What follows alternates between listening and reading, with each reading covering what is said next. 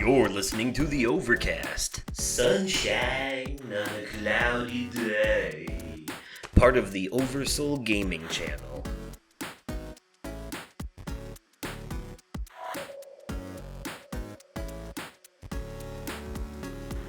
Hello there, everyone, and welcome to the Overcast, your joke-making, fun-having pop culture podcast. I am your host, Justin, aka Oversoul.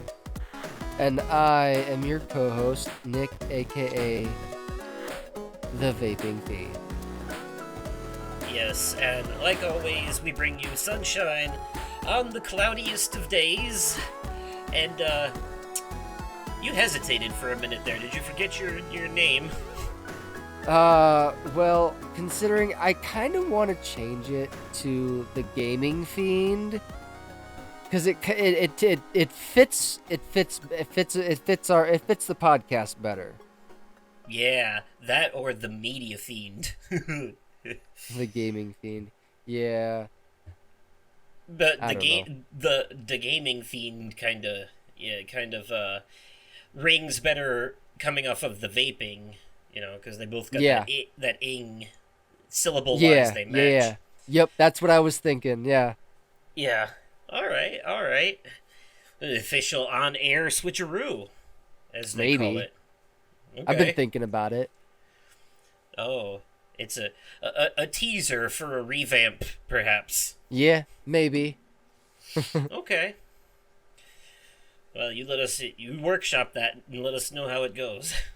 Yeah, I will. But, anywho, the days, I wouldn't really say cloudy. Today was cloudy, but we're finally starting to get some cooler weather around these parts, as it was a hot as hell summer, but lately we've been finally getting, tonight is still kind of a warm night, but lately we've been finally getting it down in the 60s and 50s even. Do you want to know what the high today here was? What's that? 91. Oh, it was fucking hot as balls today. Yeah, a bit much for my taste.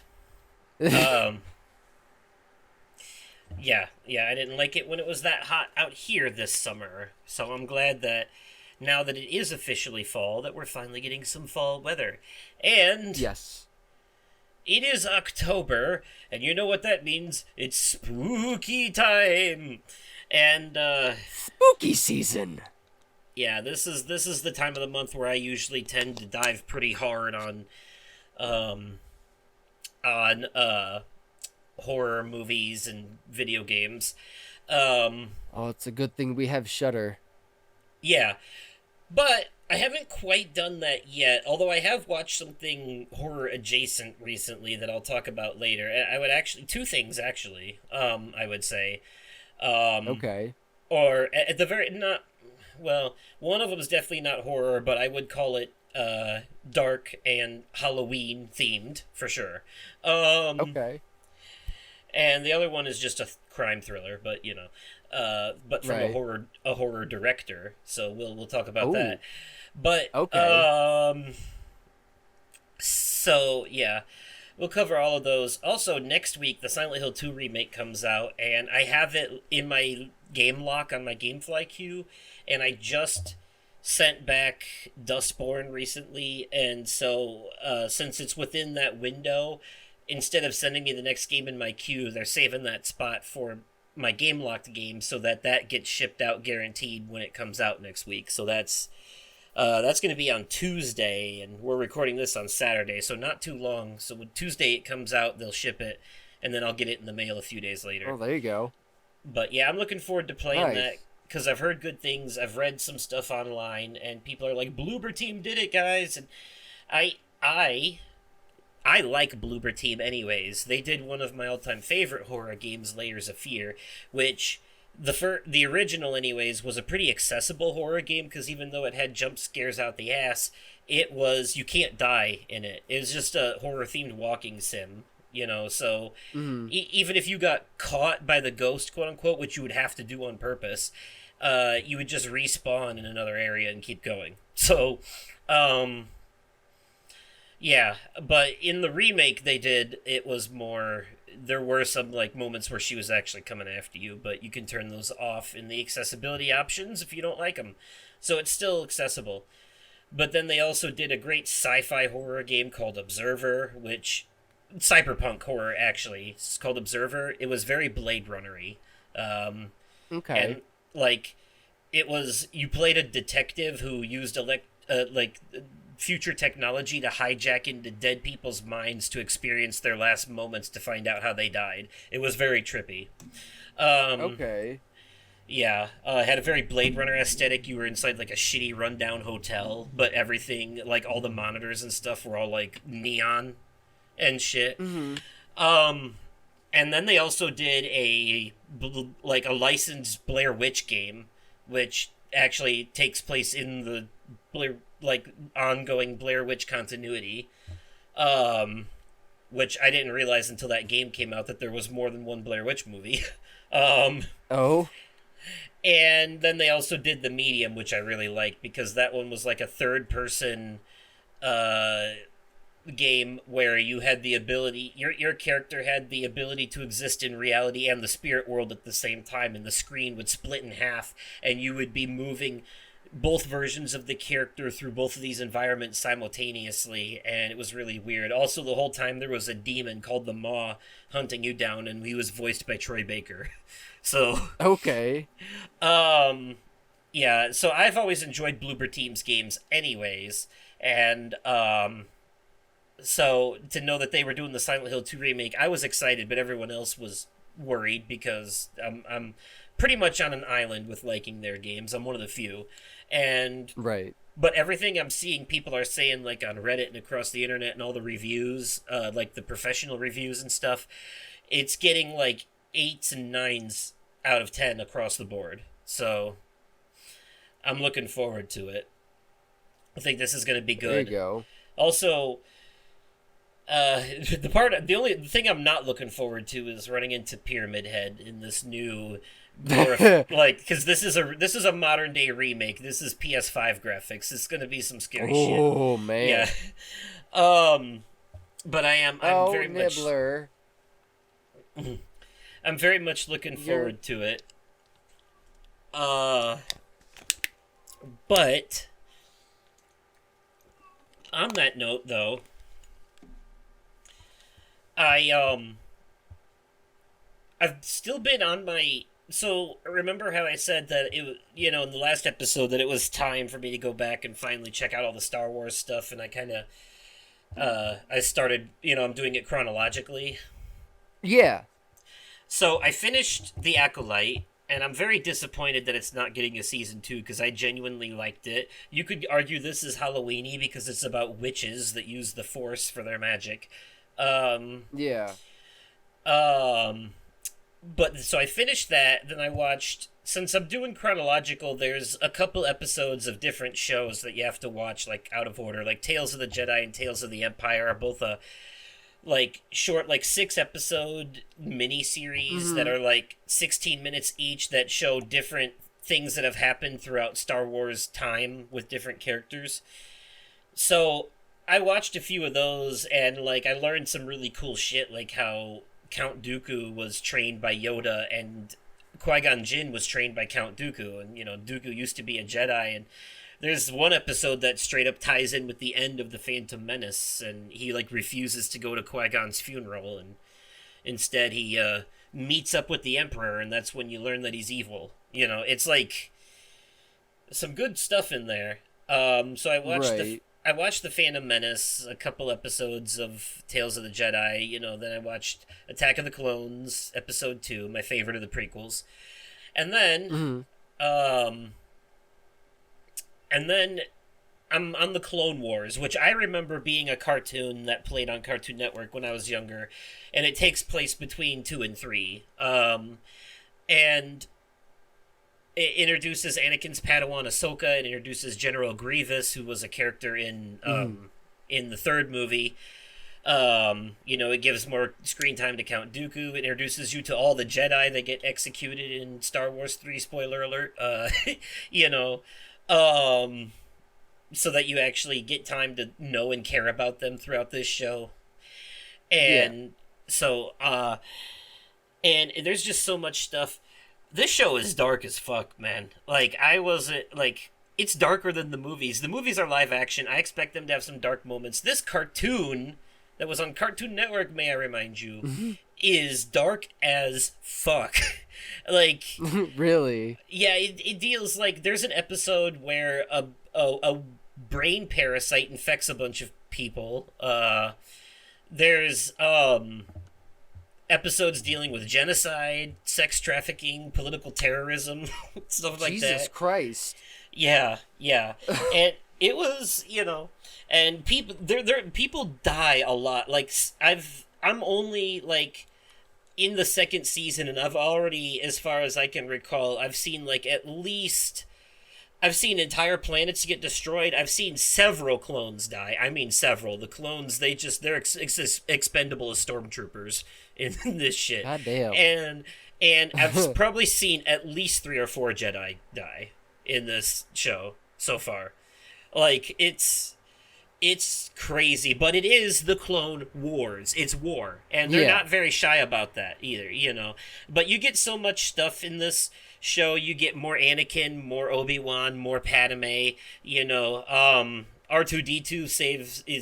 R2D2 is a fucking badass in every fucking thing he's in. Man.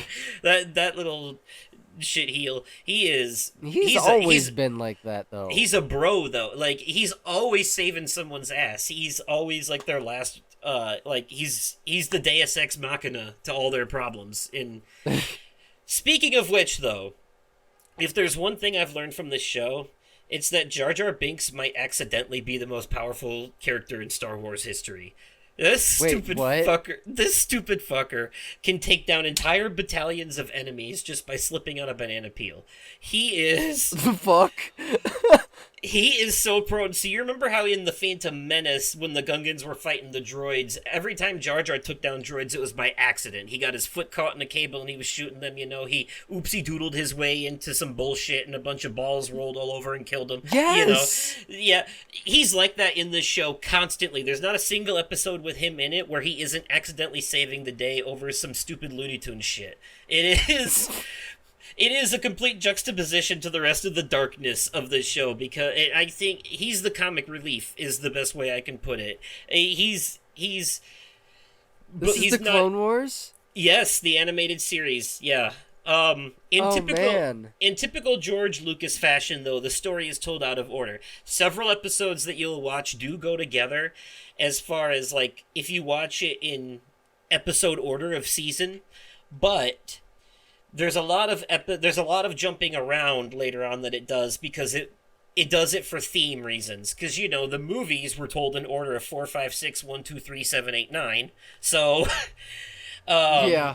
So the show is kind of like that, too. There's some parts where it'll jump super far ahead to shit that happens way later in the timeline, and then it'll jump back to where it last left off in another episode.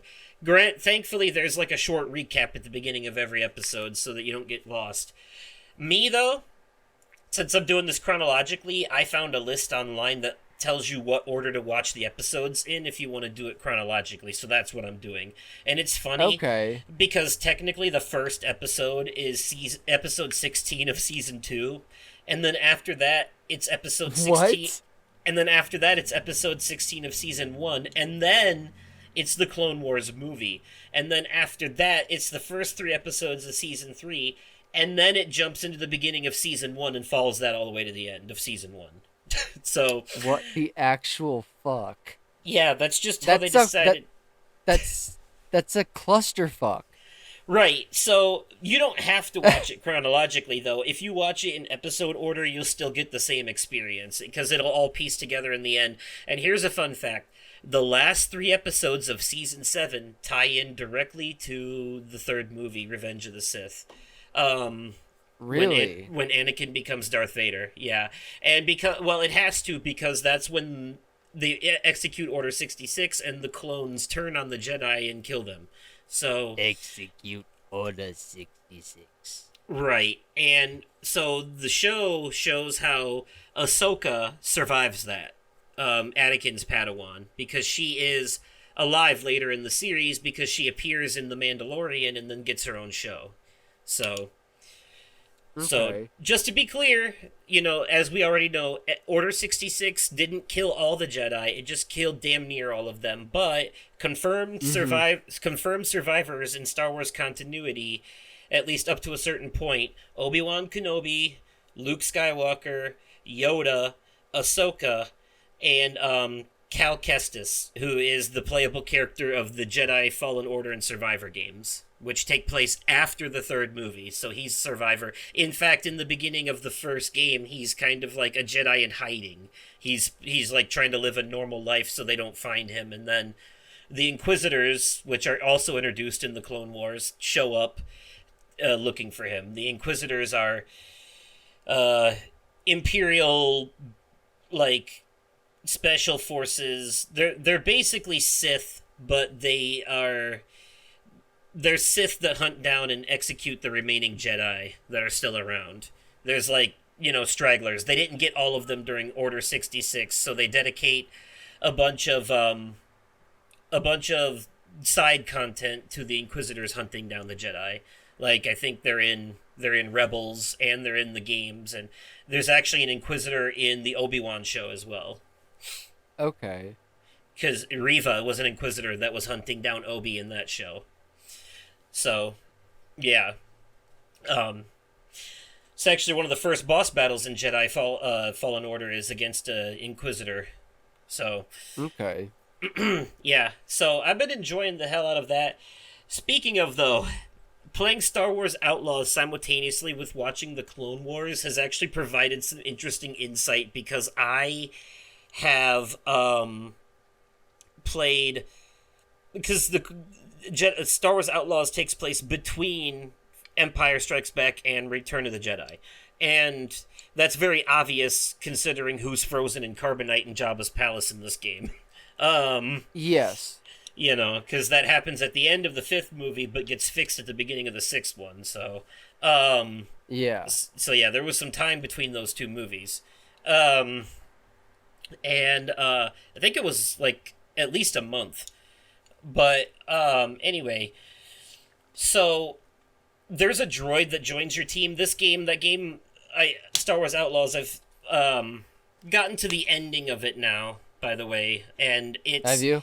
yeah. There's a heist thing. Um, Basically, the game eventually becomes later on about you building a crew to go for the ultimate heist against the Empire.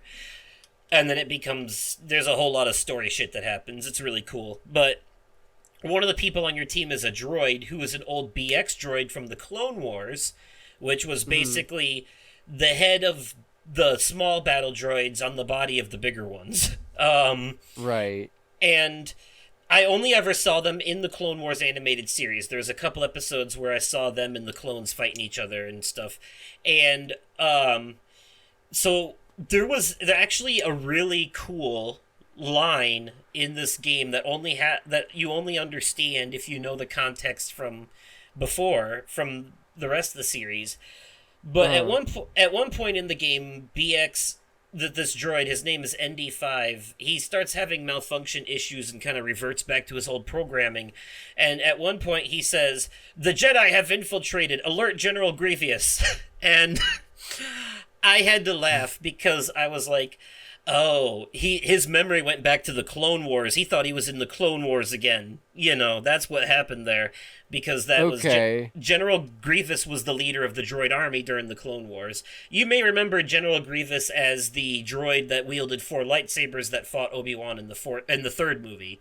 He was Yes. he was like he came to see him and he was like, General Kenobi." you know Yes. yeah, and then he had four lightsabers and he spun them all around. Those lightsabers he stole from Jedi that he killed during the Clone Wars. So much to bring. Oh shit. Here's something you probably didn't know if you haven't watched the side content. Darth Maul survived the first movie being cut in half How? out of pure spite for Obi-Wan and the dark side of the Force powers, which lead to unnatural. Remember, the Emperor got resurrected in the ninth movie because of We necromancy. saw him split in half. Yes, so How do you he survive that? well, Lightsabers cauterize the wounds as soon as they make them because they're so hot. Yeah. So Oh. his intestines didn't spill out or anything. He was just split in half. He lost his legs basically, but his torso was still there. So out of pure spite and hatred for Obi-Wan and the dark powers of the Force, he unnaturally survived. He eventually got droid legs, and then later on gets fixed up with some real robot legs. But eventually he's got like his bottom half is like a spider droid, almost like that baby doll thing from Sid's bedroom in Toy Story. Oh, okay.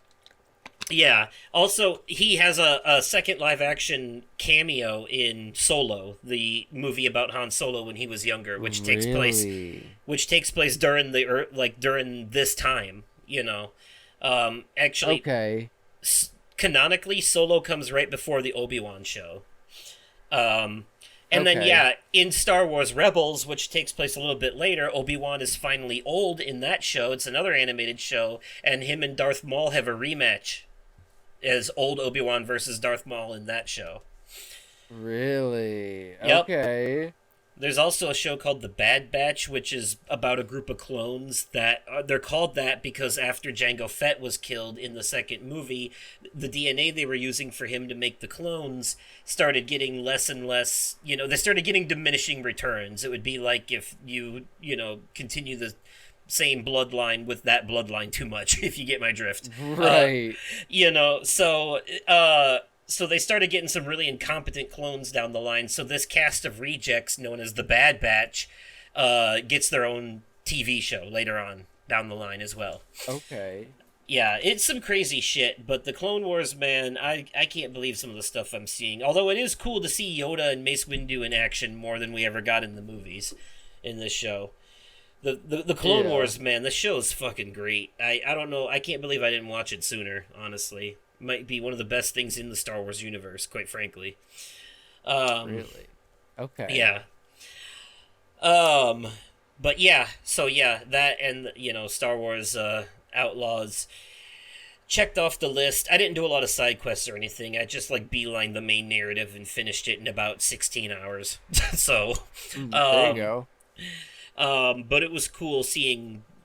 I don't want to say too much because I don't want to spoil it for anyone who might, but seeing certain characters from the movies, the original movies, in this game was cool. Nice.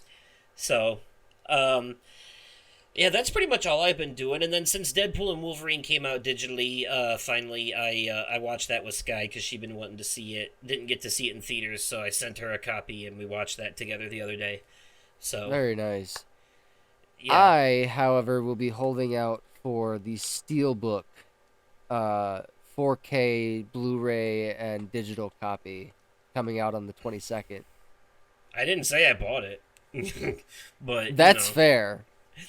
No, I have the other two movies on Blu-ray. It's only fair that I get that I pick up and go all out for the third one. No, I will be buying this. I'm just holding out for a trilogy pack. I want them to Got it. do Okay. yeah, because I don't have the second one, so I want to Got it. Okay, I want them fair to do enough. a collector's edition trilogy pack or some shit. That's what I want. Right. The nerd in me Makes wants to sense. wait for the the treasure chest pirates collection I have. Something Right. like that.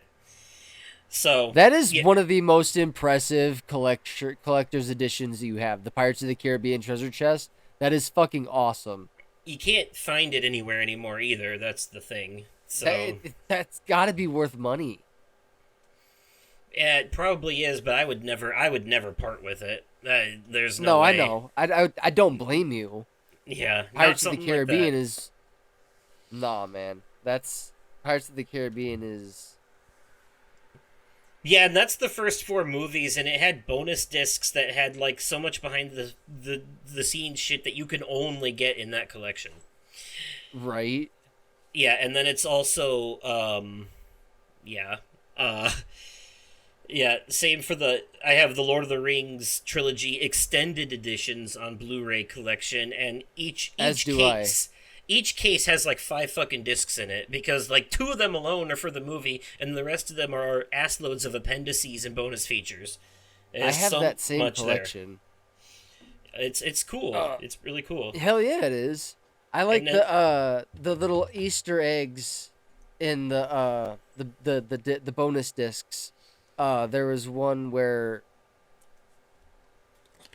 Gollum was accepting an award on behalf of Andy Serkis. yep, I remember that. And then on the note of Star Wars, I have the original 6 movie saga Blu-ray collection that like you pull out and you open up. It's like a book. There's a disc in each one, and then that had Mm-hmm. discs with bonus features too. This was before 7, 8, and 9, but that had Yeah. discs with bonus features in it too.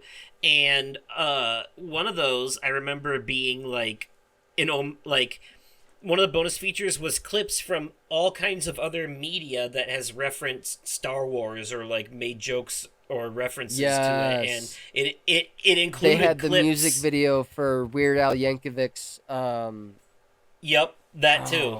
The Saga Begins. Yep, they had that too. But and then I remember in that list of clips there were clips from like Family Guy and Robot Chicken and I Mm-hmm. don't remember everything. There was a bunch of All live the action Robot stuff too. Chicken. Yeah. All the Robot Chicken references.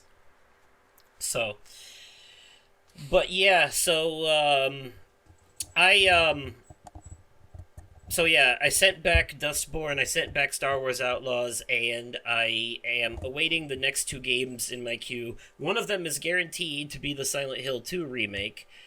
But as of right now, with the stuff in my GameFly queue, whatever they send me next is either going to be the new Legend of Zelda game, Echoes of Wisdom, Mm-hmm. Funko Fusion, the Disney Epic Mickey remake, Mm-hmm. or the Until Dawn remake. I'm hoping my priority two right now are Zelda and Funko Fusion. I'm hoping for one of those because they're new releases. Okay. Yeah, so Yeah, Funko Fusion sounds fun. yeah, How much is that? I think it's a full price game. I'm gonna go check real quick. It 'Cause is $60. damn. Yeah, yeah. Fun fact though, on if So many games are coming out this month. on the KFC app, they have a thing now where you can use reward points that you earn from buying food at KFC through the app towards Colonel uh, skins in that game, like as a playable character, the KFC Colonel. Nice. Yeah. I think there's one of them that you get just for being a member of the app. You get it for free. But then Nice. there's others you can unlock with different points. But anyways, yeah, that's pretty much all been going on with me. Just continuing my chronological Star Wars binge. That's been that and the Vidya games have been eating up my free time for the most Yeah. part. I live a carefree and easy life for the most part. I just that's the way I prefer it. I enjoy my peace. There you go. Well, how about you then? Well, it's been a couple. It's been a couple weeks. Um, It's I got my been two driver's. I got my weeks. driver's. I got my driver's permit.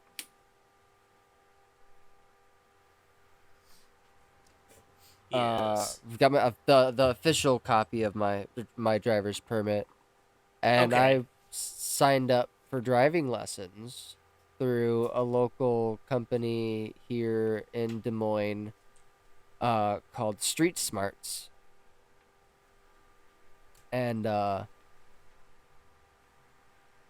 had my first driving lesson,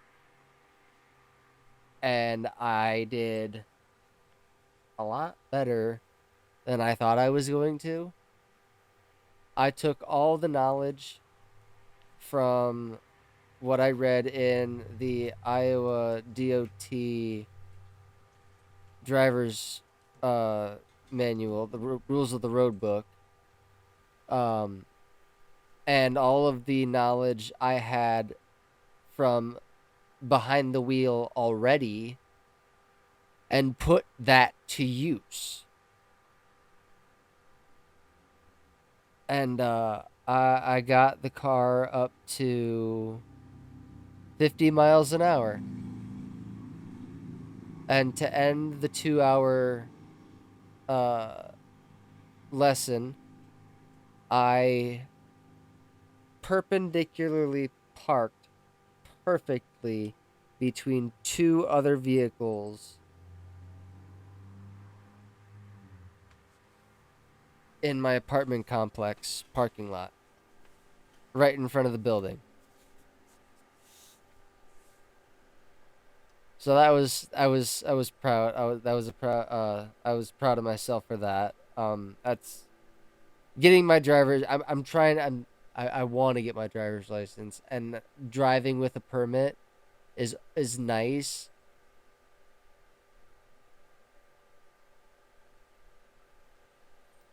It's something that I've needed to do for a long time, and it's just been a long time coming, and I'm glad I'm finally doing it. But Nice. yeah, I'm no, glad for you.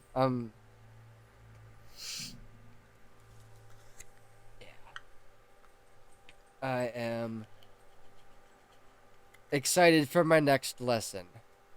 Um, last Saturday, my daughter and we went to the Omaha Zoo with Sarah's mom and stepdad.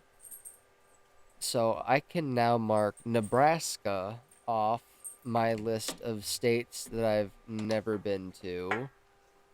And yeah, no, it was fun. They had red pandas, but the red pandas were hiding. I got Oh, I saw more snakes than I cared to. And when dude, no, I don't even think you so what hey, you know what they say though? Nothing like a little confrontation therapy to like desensitize you to the shit you're scared of. it didn't desensitize me at all. I damn near jumped out of my fucking skin. Okay, there the Henry Doorly Zoo has this building they call the Desert Dome. And in the Desert Dome, there's a specific area. And not only do they have aquariums along the wall, but they have the sound of rattlesnakes playing over a sound box Ah, in Rattlesnake Canyon. right, And right. in order to get out of the building, you have to walk through it.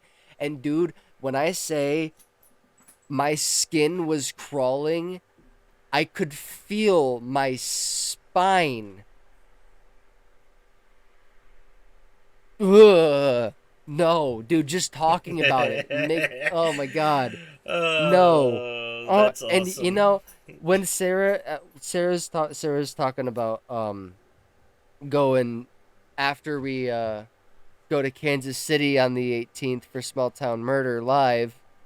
Um that's something that's I'm doing that's coming up that's exciting.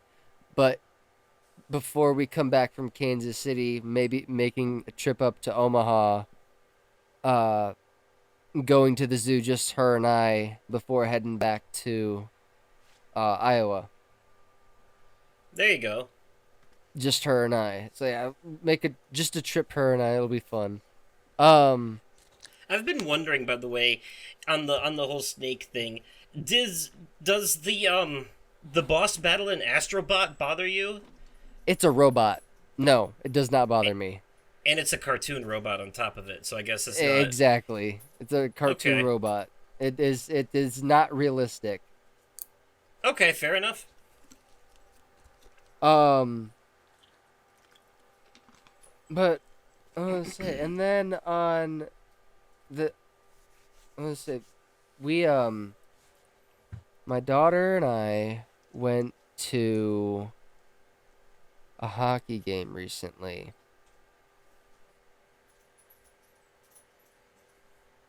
And it was an NHL game. It was me, my daughter, Sarah, Sarah's mom, and Sarah's brother. We all went, and the Wells Fargo Arena, the home of the Iowa Wild, was hosting the Utah Hockey Club, brand new team. The hockey club is just a placeholder until they build their fan base and can figure out what they want to call themselves. And then it was the Utah Hockey Club versus the St. Louis Blues. You bet your ass I wore my Blackhawks jersey because fuck St. Louis. They knocked us out of the playoffs too many times, and right now Chicago is currently kicking their asses as we speak because we are tied. That's not tied. It's 6. It's 1-6. Chicago in the lead. That aside, but no, my daughter got to go to her first hockey game, and she had a bit of a hard time sitting still, but she got her own hockey jersey. She's got a hockey jersey. She had picture day recently, and she wanted to wear her hockey jersey for that, and I couldn't even be mad. I couldn't even be mad. I'm like, Willow, what do you want to wear for picture day? Hockey jersey? I'm not even gonna. Yes, that I am okay with that.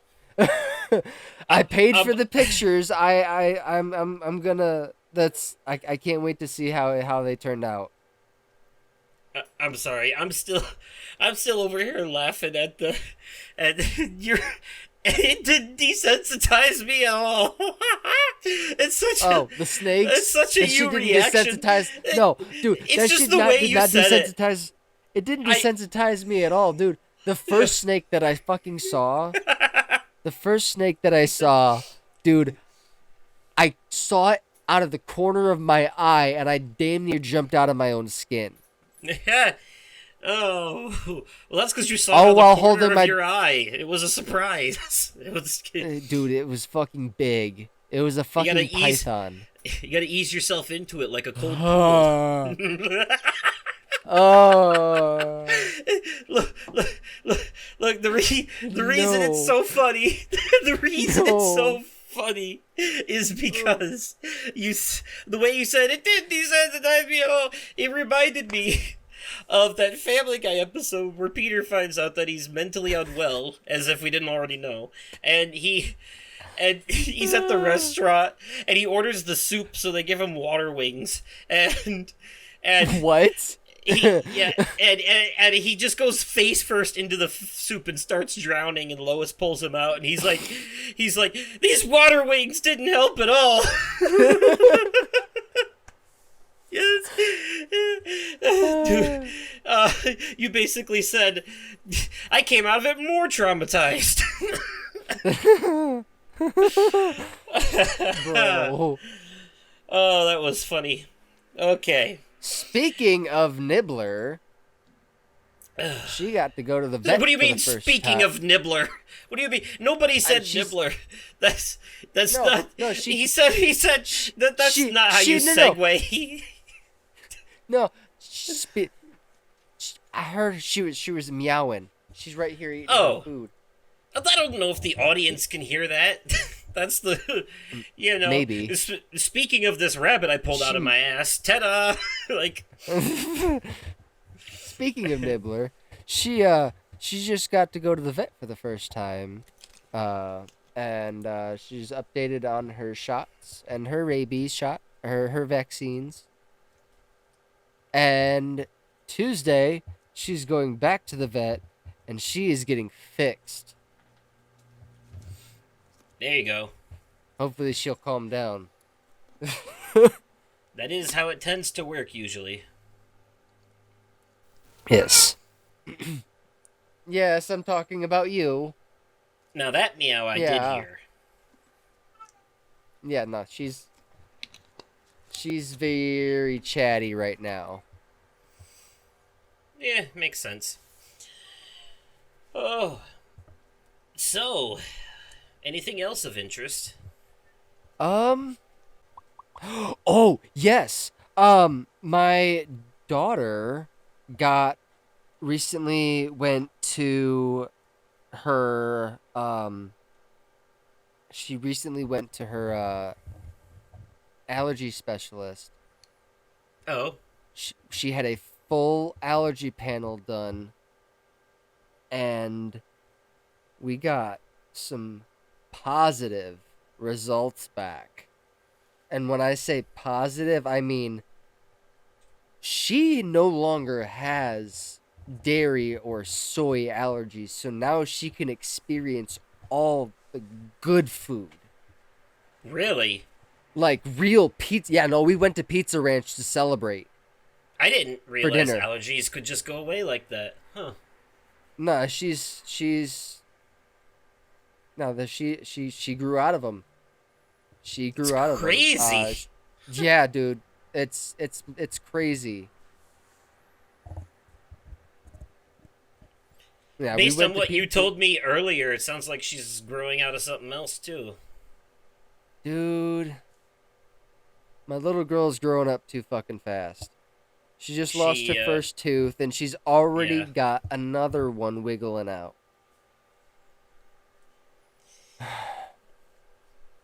Yep, Where's the no time go, man? no more baby teeth, no more baby. No, she's growing up too fast. Yeah, it does seem to happen that way, doesn't it? Yeah, but hey, I mean,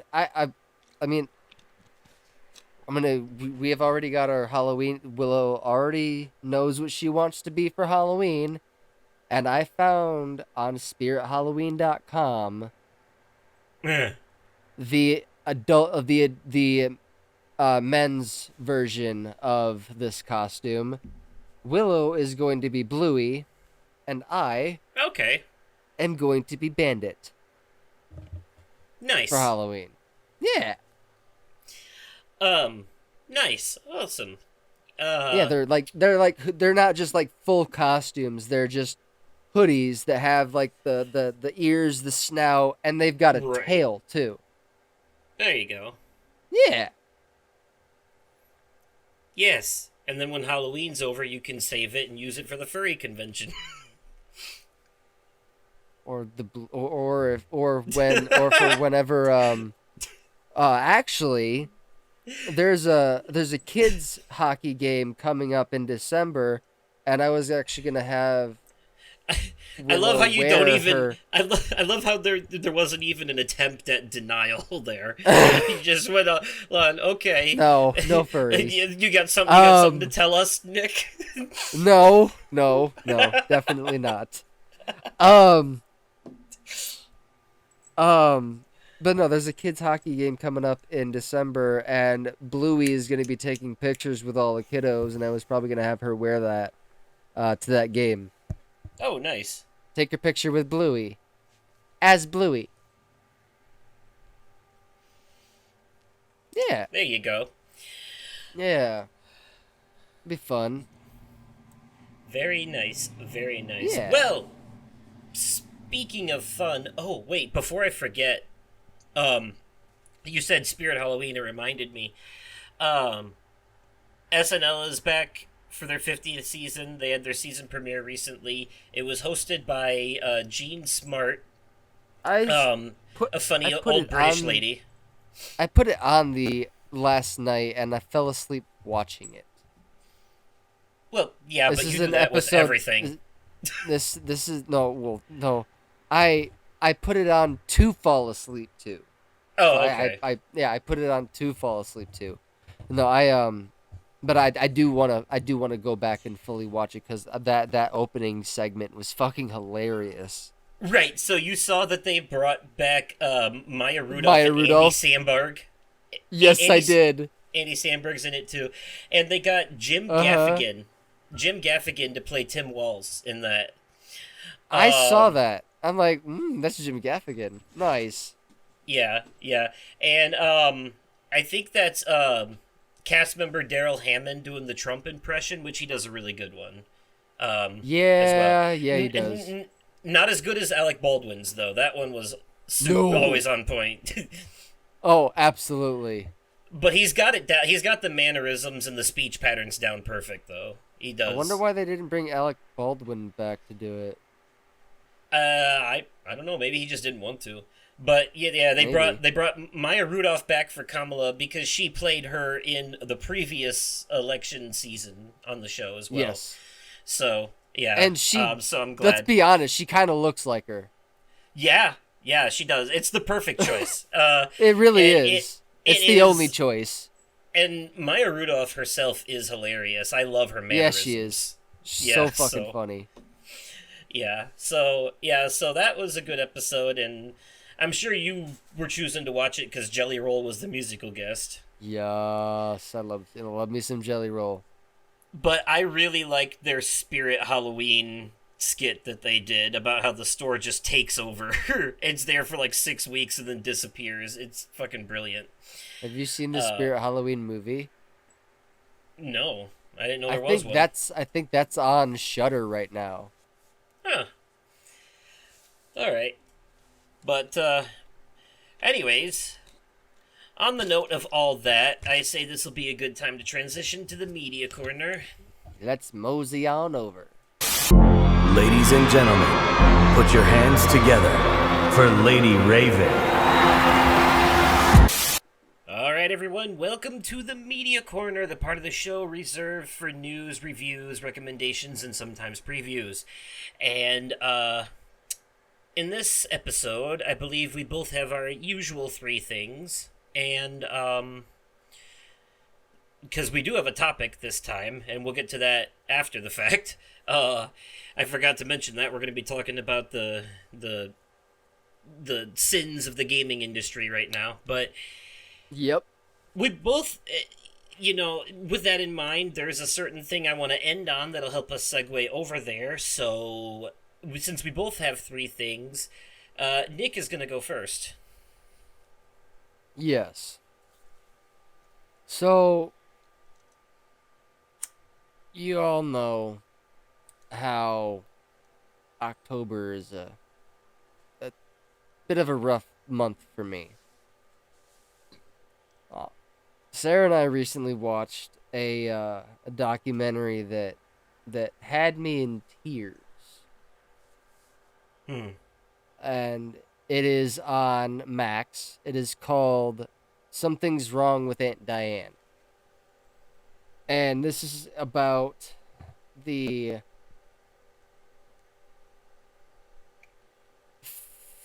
fatal car crash that happened in New York in July of, I believe it was 2009. Let me confirm that.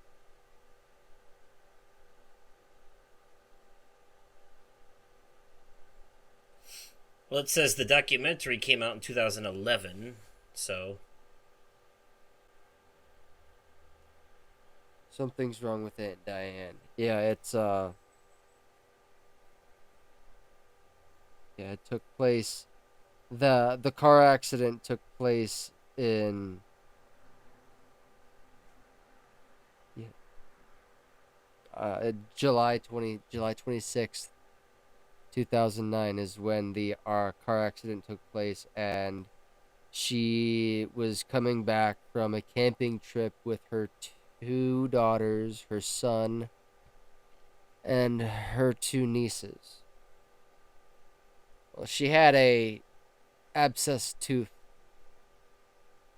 that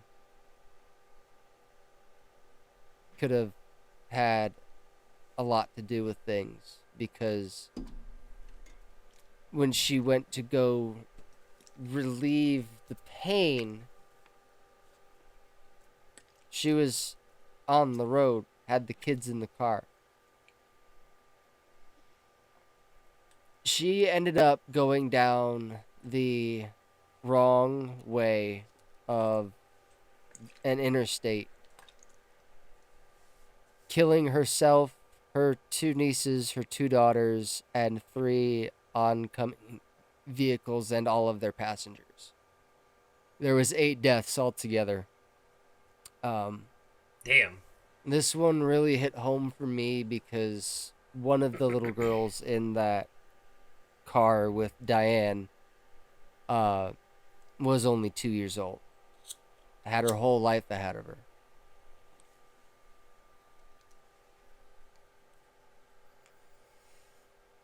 In Diane's system, when they did the autopsy, and her widower husband and sister are still in denial that she even had alcohol and marijuana in her system at the time of her death, because that was out of character for her. They had so much to the point where they had gone to one of the most highest respected I forget what kind of doctor he was. He highest respected he does autopsies. He's one of the highest respected doctors in the state of New York, and they second guessed him to the point where they had it tested at another facility, and the results still came back the same. So, I know this is older from 2011, but I said I would do this from now on with the things that we talk about. So I do have to point out, for whatever reason, this documentary has a 6.6 out of 10 on IMDb and a 57% on Rotten Tomatoes. But let me just preface that by saying that when I looked on Rotten Tomatoes, there's only 52 user reviews, so there's only a small number of a small handful of people reviewing it. So right, the numbers are skewed pretty heavily because it's the not a lot. I'll say the only reason Sarah and I even thought about watching it together was Jimmy and James over on Small Town Murder did a bonus episode on their Patreon covering this documentary. This was actually their most recent bonus episode for Small Town Murder. Fair enough.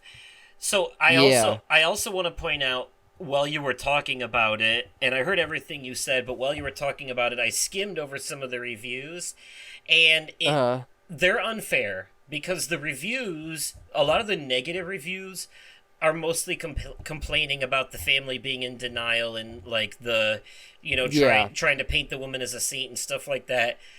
That's not how you review a documentary. The documentary itself has no control over how the family reacted to it. They're just reporting historical fact here. That is you rate and judge a documentary based off of how well it's done as a documentary, Exactly. Not the stupid shit the characters in it say, because these aren't movie characters that somebody wrote for. These are real dumb people saying real dumb stuff. Like how I reviewed Bray Wyatt becoming immortal. Yeah. Now, that was done tastefully. Now, to be fair, a documentary itself can be edited in such a way that it tries to paint a villain as a victim and blah blah blah, or they cut important stuff out. And I've heard, I've read things from people who've been in documentaries that say that there's so much shit that they cut out because they do want to skew the story a certain way, for the audience and all that. They do want to paint a certain picture. And that you can point out, and if the documentary itself is trying to make you sympathize for a bad person who did a bad thing, that's one thing. But you can't give it a bad rating because the family was in denial. That's stupid. No, that has nothing to do with the quality of the documentary itself. That's just a real thing that happened. Yeah. Yeah. So, but for the Yeah, sake it's for the sake of transparency, I am gonna be giving these from now on. By the way, the video game equivalent of Rotten Tomatoes is Metacritic, is where I can get those okay. numbers from. So, Okay. would you like to rate this?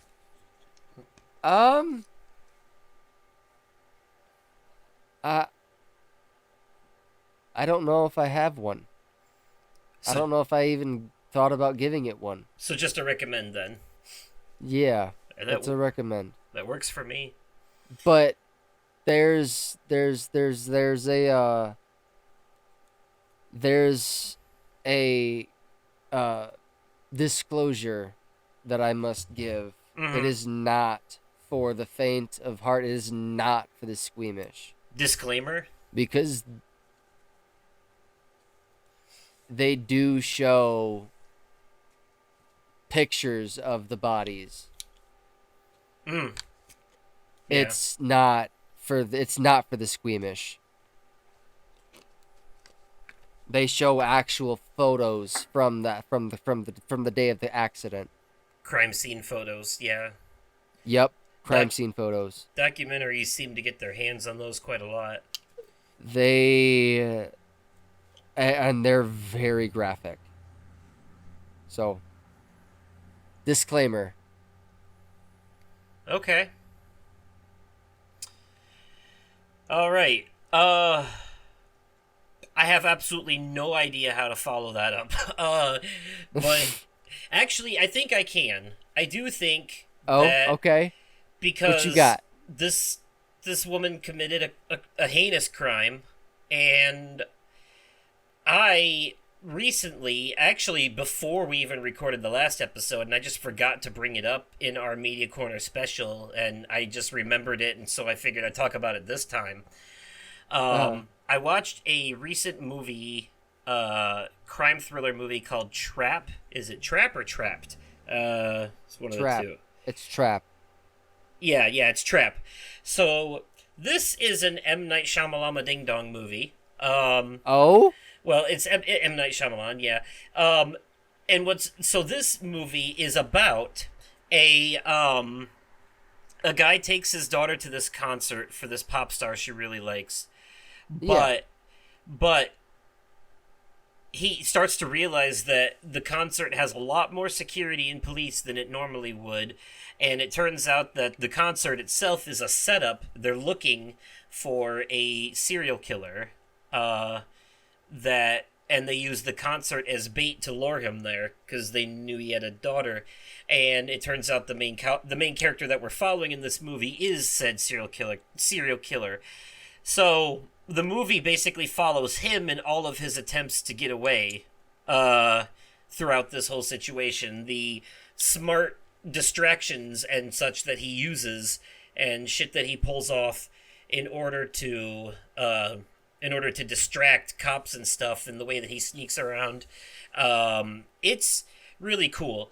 It's a very enjoyable movie, but it's the kind where you don't want to think too hard about the decisions some characters make, because there's some decisions some characters make in this movie that are kind of like, what? And no, that's not.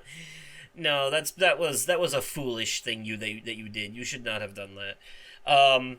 There also seems to be a little bit of incompetence thrown around in this movie. Emphasis on cop.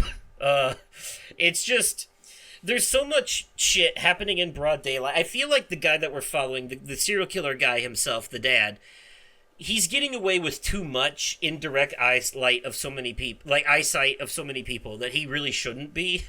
And there's one part later in the movie where he gets away from a situation that, without being fucking Houdini, there's no way in hell that he should have gotten out of that situation the way he did. So there, you have to have some suspension of disbelief here. And I will say, in the third act, the movie does start to fall apart a little bit and becomes a different movie. But here's the thing. There's no ridiculous twist in here. There's no, like Shyamalan usual tomfoolery. It's just like a straight up action thriller. No, I wouldn't even say action. It's just a straight up like crime thriller. And it's not like you're rooting for the bad guy, for the serial killer. You're not really rooting for him because it's kind of, you want him to get caught, but the excitement is seeing in this movie is seeing what he's gonna do next, like how he's gonna get out of each of these situations. Like, he always ends up in these situations. You're like, oh shit, how's he gonna get out of this one? And then he does, and that's the part that's entertaining, is the how he does it, the way he just MacGyvers his way out of every situation. And then, but like, in the third act of the movie, it becomes a different thing. In the third act of the movie, it becomes like a hostage action thriller type situation. But okay, the first part of the movie, like the first 2 acts, you're basically following him through. The movie is basically the length of the concert that they're at. Like, the stuff is happening in the background the whole time. It's only an hour and 45 minutes altogether, but it feels longer. Not necessarily in a bad way, though. It was just like, I was surprised that the movie is as short as it is for how much they squeeze into it. Also, the pop star in this movie is played by M. Night Shyamalan's daughter, who is an actual singer.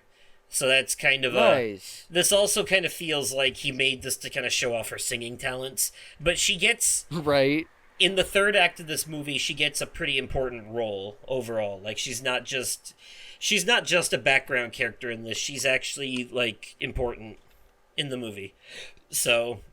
Send me a copy of this one, because I'm actually interested in seeing this.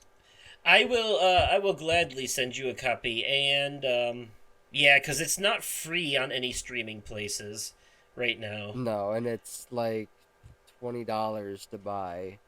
Yeah, it's like $10 to rent on Amazon, but yeah. But yeah, I'll send it to you. Just to be clear, this movie has a 6 out of 10 on IMDb and a 57% on Rotten Tomatoes. But I liked it, and one of the CinemaSins guys liked it on his podcast where he talks about movies separately. He enjoyed this.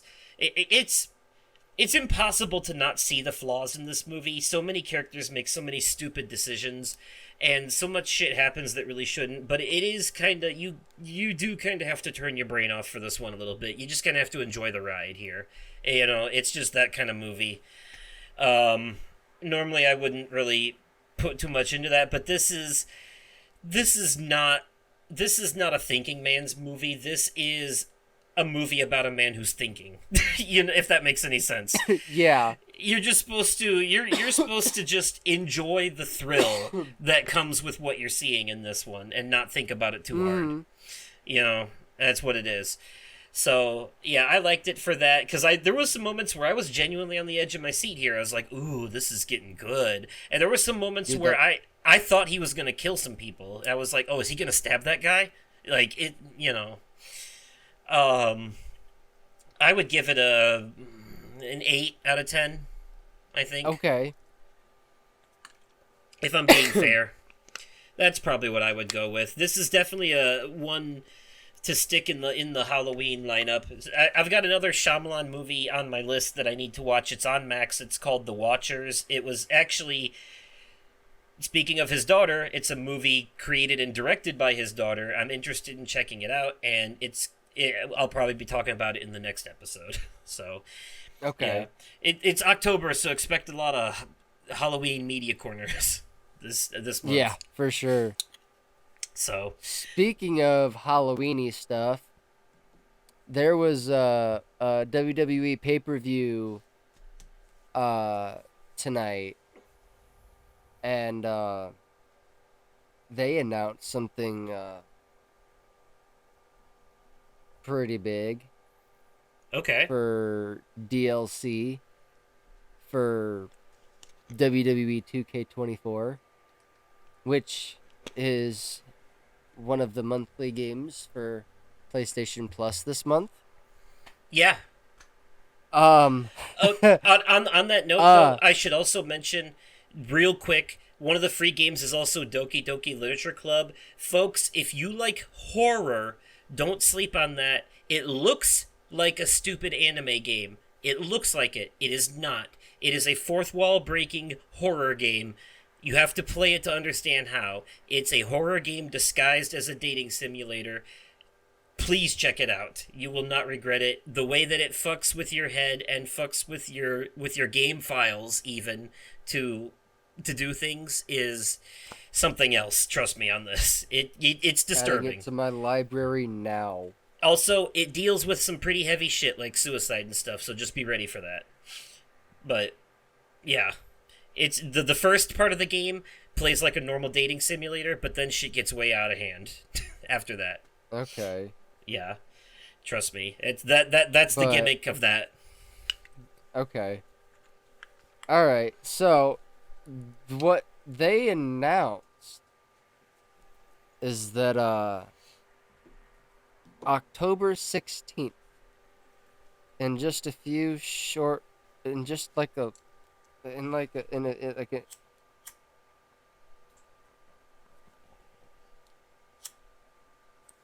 In a short week and a half,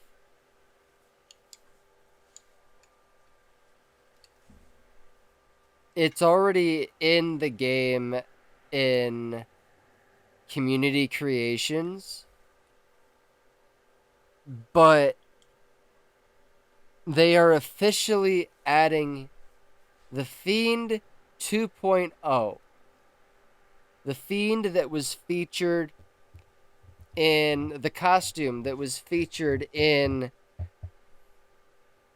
Bray Wyatt's Becoming Immortal documentary on Peacock.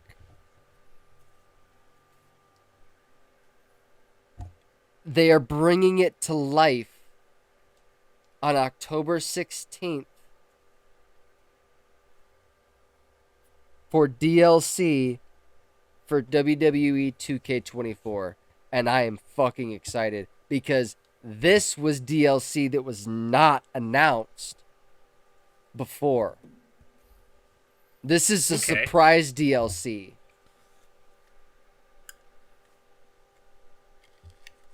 And I'm here for it.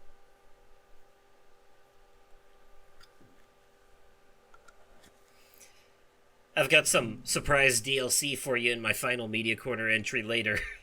Oh, yeah? Oh, yeah. But okay, so what's this DLC going to entail exactly? So,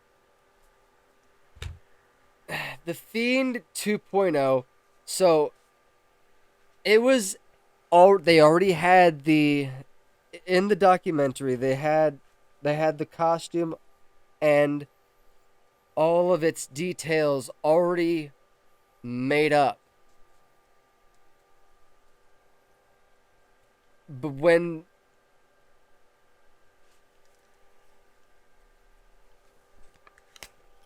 he was gearing up for his in-ring return, when it came out that he had passed away. But I think that the Fiend 2.0 is where Bray was going with his story.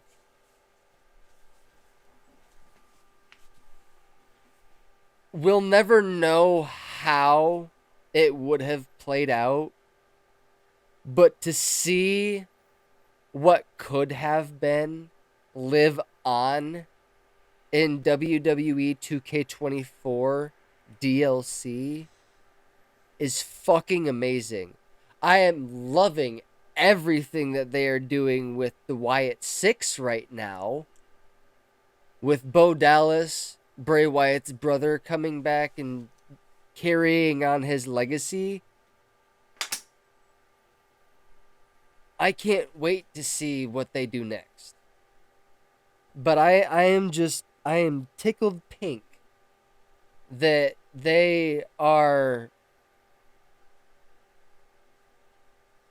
that version of the Fiend can live on forever in WWE 2K24. And I'm sure that when 2K25 comes out, that will already be in the roster of characters, since it was DLC for this game. the roster just keeps getting bigger and bigger Okay. each game. Nice. As it should. Yeah. Okay. But I'm excited. Nice. Nice. I don't really have a way to transition off of that into this, so I'm just going to say it. My next thing is a recommendation, not a review, because it's not over yet. It is a relatively fresh TV show, but Oh. once again, something that is good for the month of October.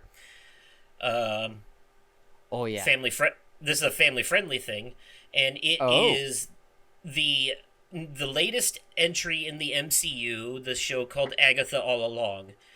I've seen trailers for this, and it does look enticing. So this follows the story. This is a continuation of the story of Agatha Harkness, who was introduced as a villain in the show WandaVision. And at the end of that show, Wanda left her under a spell, which she is still in at the beginning of this show. This show also plays off some of the events of Doctor Strange Multiverse of Madness and the stuff that happened with Wanda and the Darkhold in that movie. So, it's not super important to enjoy the show. They basically explain what happened, and in the first episode, and then move on with the story of this show. So it does stand alone. You can watch it as a standalone thing. Nice. So just as long as you know what happened, and they'll explain it anyways for the most part. But yeah. Yeah. So, but I will say, if you don't want like Multiverse of Madness spoiled for you, I would watch that first. Right. Something pretty big happens involving Wanda in that movie, so. I think I might watch it on my next day off. Tomorrow, So maybe. There you go. But so this movie follows Agatha. She's lost her witch powers because she is a witch. She's been alive for years. She's been around since the Salem days. And they get their. She used to, until Wanda took it, have a book called The Darkhold, which is basically the MCU's version of the Necronomicon. It's just access to all kinds of dark magic and bad juju stuff. Okay. So, in order to get her powers back, Agatha basically follows an ancient prophecy of this thing called the Road, the Witch's Road. It's like a trial for witches, and in order to travel the road, you have to have a whole coven, a witch for each specialty. And so she gathers up, an old posse of witches, and they travel through this magical road, and that's basically what the series is them going through all these different trials, these witch trials, in order for her to get her powers back, with each episode being a different trial that they have to face. And it's not just some, like, fun Disney haha shit. Like, they're facing some real shit. Like, one of the first trials they face is they all have to drink a poison wine and then concoct an antidote while hallucinating. It's, pretty crazy shit, honestly. But yeah, it got Catherine Hahn back as Agatha. It's just got, I can't remember the actress's name, but Kitty from that 70s show. Okay. Yeah, she's in it. Aubrey Plaza is in this as a very dark and mysterious witch character. Fan theory so far is that she's Lady Death, as in the same Lady Death that Thanos fell in love with in the comic books. Oh. Really? And okay. There's a teenage boy in this, who nobody knows who he is, because every time he tries to say his name, they can't hear it. He's been hexed. There's like a sigil on him preventing any witches from hearing him say what his name is. And fan theory so far is that he's Wiccan, who in the comics was the son of Scarlet Witch. Oh, okay. So neither of these theories have fully come true yet, but they both seem very possible. Also, Mephisto's been name dropped in this show already too, so that's kind of a big deal too, because he's a big bad demon guy that gave a lot of problems to magical characters in the comics like Scarlet Witch and you know, a lot of shit going on with that. So I would basically equate this to the MCU version of Hocus Pocus, honestly. Okay. But it's also got kind of like a if Golden Girls was a bunch of catty witches vibes too. You know, Okay. it's very sitcom-y at the same time. So Okay. yeah, and Aubrey Plaza is a fucking badass in this show too. Like her powers are phenomenal. She fits this role. Trust me, it's very her role in this show.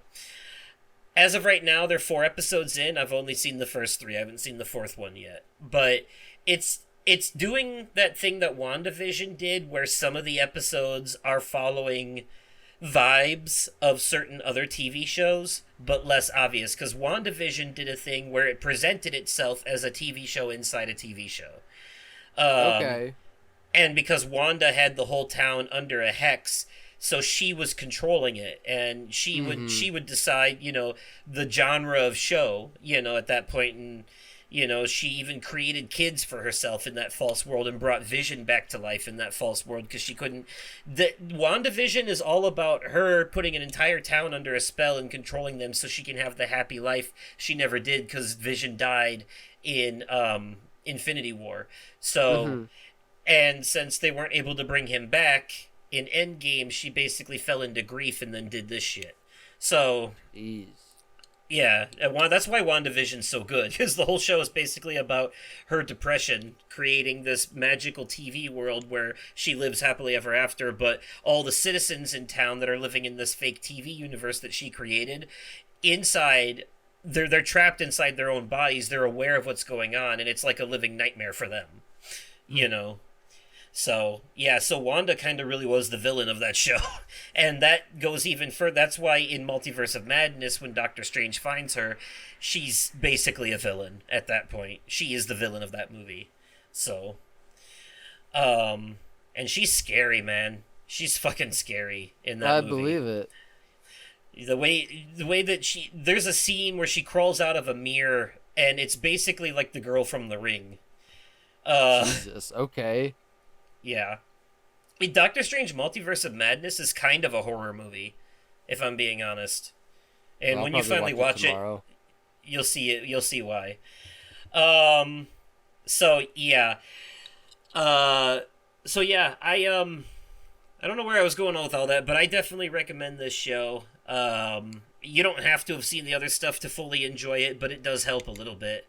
And but it does stand on its own as just like a fun Marvel Halloween show, you know, because it's about witches, you know, and yeah. I would argue it's family friendly, but yeah, the TV thing, the show starts off as like a detective show. So when you first start it and you see the way that they're acting and stuff, it feels kind of corny. It's on purpose because it's supposed to be like they're still stuck in a TV show. So and the TV show that Agatha's stuck in is basically a crime detective show. But then as each trial that they go through represents different things too. The first trial they go through is basically the setting is like Desperate Housewives. And the second trial they go through is like a 70s rock music video. So they're doing some interesting stuff with it, and which I appreciate. So yeah, a strong recommend, especially this time of year. They released it at the right time. It's the right time for that show because spooky season. So, yeah, magic and witches and a mystery. You know, it's fun. It's a really fun show. You know, and honestly, it doesn't even feel like a Marvel show. It feels like a Disney show. Fair. So, okay. Yeah. So, all right. What's your final entry? My final entry is a game, and it is called The Plucky Squire. Ooh, speaking of magic. Right? The bad guy in that game is a wizard. Yeah, dude, this game is something else. Like I'm s- like I'm so mad that I'm stuck. And it's not even something that I did.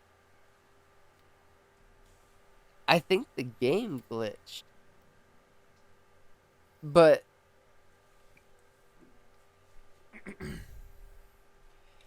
I it's remember you were telling me about this earlier. You dropped an item that you needed for a puzzle, but you dropped it out of the book and you can't get it back. no, Um, I didn't drop it out of the book. I dropped it while I was in the page of the book, mm-hmm. and it dropped down to the bottom of the page, and it's like it kept going. Like it fell in the water somewhere on another page. Interesting. So Yeah. I noticed this game has a really cool mechanic though, because you can leave the book if you find the spell portals, and then it changes Yeah. from like a flat 2D Zelda Mario thing to like a 3D thing where you're in the real world on the desk of the kid who's reading the book and stuff. Or And the one that's writing the book. right, yeah, and I think that's This really is a cool. this almost has like a Harold and the Purple Crayon feel to it, It does, even in terms of like the animation. right? Yeah, and it's very accessible because you can turn on invincibility, one hit kills, you can make it so platforms don't fall. You know, it's a game that wants you to finish it. My Yeah. thing, I think maybe I don't I'm not as far as you in it, so I don't know the exact puzzle you're talking about, but if I figure it out when I get there, I can maybe let you know. But Yeah. my Cuz I advice want to just finish based off this. my advice just based off of what I've played so far would probably be to if it's possible to leave the book and turn the pages back to see if it's there somewhere, you know. I did Um that. I did exactly oh, that, okay. and it's Okay. nowhere. Interesting. It's Okay. nowhere to be found. Does this game have chapter select from the main menu? Like can you It like does, but it doesn't give you the option to restart chapters. really? I'm gonna have to restart this entire game if there isn't a solution. And I've Right. gotten so fucking. I have no problem doing so because I like the game. It's fun. And it's not very long either, is it? It seems like it can be kind of No, sped through quickly. yeah, I genuinely enjoy it. Yeah, and it was a day one release on PlayStation Plus Extra, like the Yeah, it day it came was. out. Which is, I'm glad that they're giving these little indies this attention because they deserve them. From what I've played so far,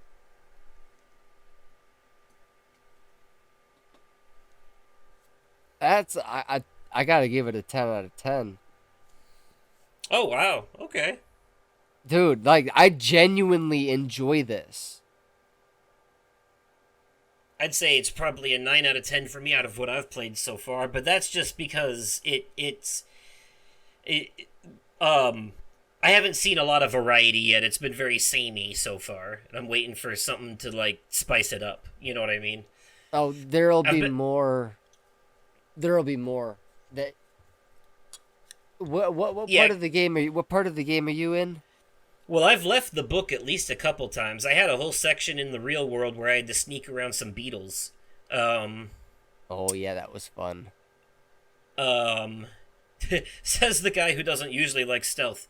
Um, yeah. I can't remember exactly where I left off last. I remember making a frog bigger and like deflate making a giant bug smaller so I could get past it. Using by mixing words around on the pages. Okay, yeah, yep.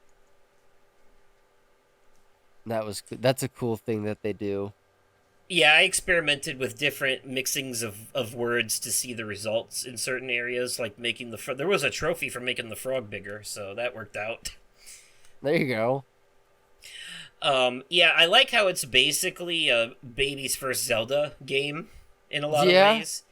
But then it uses, like, the fact... I love that it takes place on an actual book, and when you go to the Right? next area, it just turns the page. Hell But yeah. then it breaks the fourth wall, and you jump out of the book and do stuff in the real world. That's great. By the way, next time you leave the book, jump off the desk. There's a gold trophy for it. Just Oh, I for did. shits and giggles. Oh, you did? Oh, Okay. it did. Yeah. It said, I forget what was the... Oh, hold on. I can pull it up real quick. What was the name of that trophy? I remember it being something funny. It was Optimistic Explorer. Yes. Yeah, that's a funny one. Try jumping off the desk. Worth a go. Yeah, I was looking at the trophy list for this one, by the way, and I was thinking to myself, this might be an easy platinum. I might go I for this find one. myself like I've found myself chuckling a couple times while playing this. Like the boxing match with the honey badger? Yes. Yeah, that was great. Just- That's okay, it's a there- fun little there- game. Is a point in this game where the characters will legitimately look at you and acknowledge the player. Breaking Oh, the that's fourth cool. wall. Breaking the That's fourth cool. wall. It's fucking cool. That reminds me, I should tell you, when you're playing Astrobot, eventually you'll find a bot that's got a letter for a head, if you haven't already. He's the main character in a game called Tearaway that was on the PS Vita, and the whole game it used the Vita features like touchscreen, the back pad, the camera, and all that. The whole game, the little guy you're playing as and you're helping him get to you, the player. He's delivering the letter to you, the player. Nice. Yeah, because when you get to the end of the game, the camera shows your face in the sun as he's climbing up to the top. It's crazy. And then it got a PS4 remaster called Tearaway Unfolded later down the line. That's definitely worth checking Nice. out. Okay. Gravity Rush 2 was a PS Vita game that got a PS4 remaster that's also worth, and she also has a bot in Astrobot, Cat from Gravity Rush. But yeah, the Plucky Squire, that is a Solid recommend. Solid recommend. yeah, me too. I hope it gets nominated for something at the Game Awards this Me year. too, like, because this was at this least was unique. in the indie department or like the art department or something. At Yeah, least. something. It you needs know. something. It has been getting attention, has been getting a bit of attention, so. Alright. Well, on the note of PlayStation games, then, the final thing I have for us, I will run down as quickly as I can. PlayStation had a State of Play recently, back in September, on September 24th, I think it was, Tuesday the 24th. And in the State of Play, they revisited a few things and they announced a few things. I'm just going to go down the list real quick, and I'll talk about the highlights, but just kind of list everything else. But the first thing they showed, and one of the biggest things, is that Astrobot, the game that just came out, is getting free DLC that's going to include speedrun levels and 10 new special bots that you can find, which include bots from what I saw in the footage, bots from Helldivers 2 and Stellar Blade. Sarah's out in the living room playing Astrobot right now. And that's worth mentioning too, because by the way, because Helldivers 2 and Stellar Blade were both kind of big deal PlayStation exclusives this year. So it's cool that they're getting bots in Astrobot. Helldivers 2 being one of the few examples of the right way to do a live service game, by the way. Also, to bookend this, what they ended the show on was a huge announcement. Sucker Punch is back with not a direct sequel, but a spiritual successor to the phenomenal Ghost of Tsushima, called Ghost of Yotai. This game takes place 300 years after Ghost of Tsushima, and in this one you play as a female samurai warrior in a new era of war that's happening. Okay.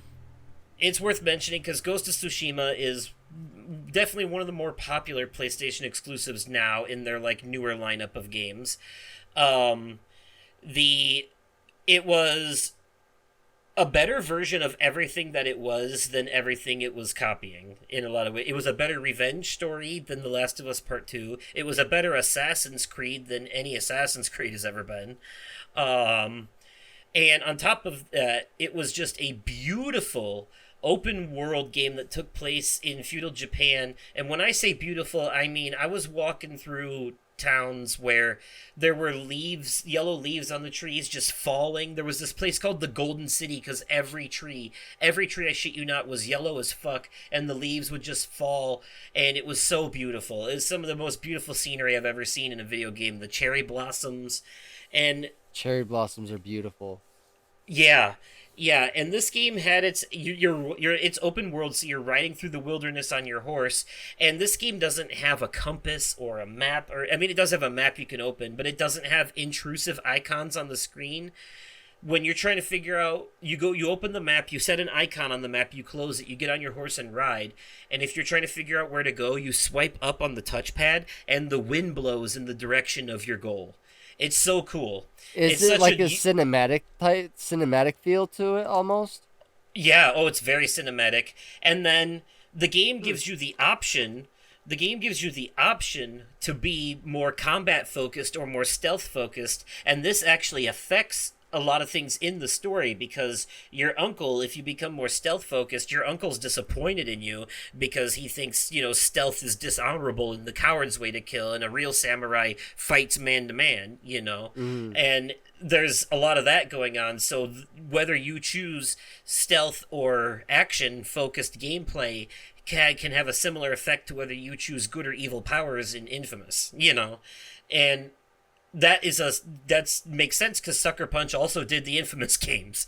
So, that kind of works. And they know stealth because they also did the Sly Cooper games. So it works.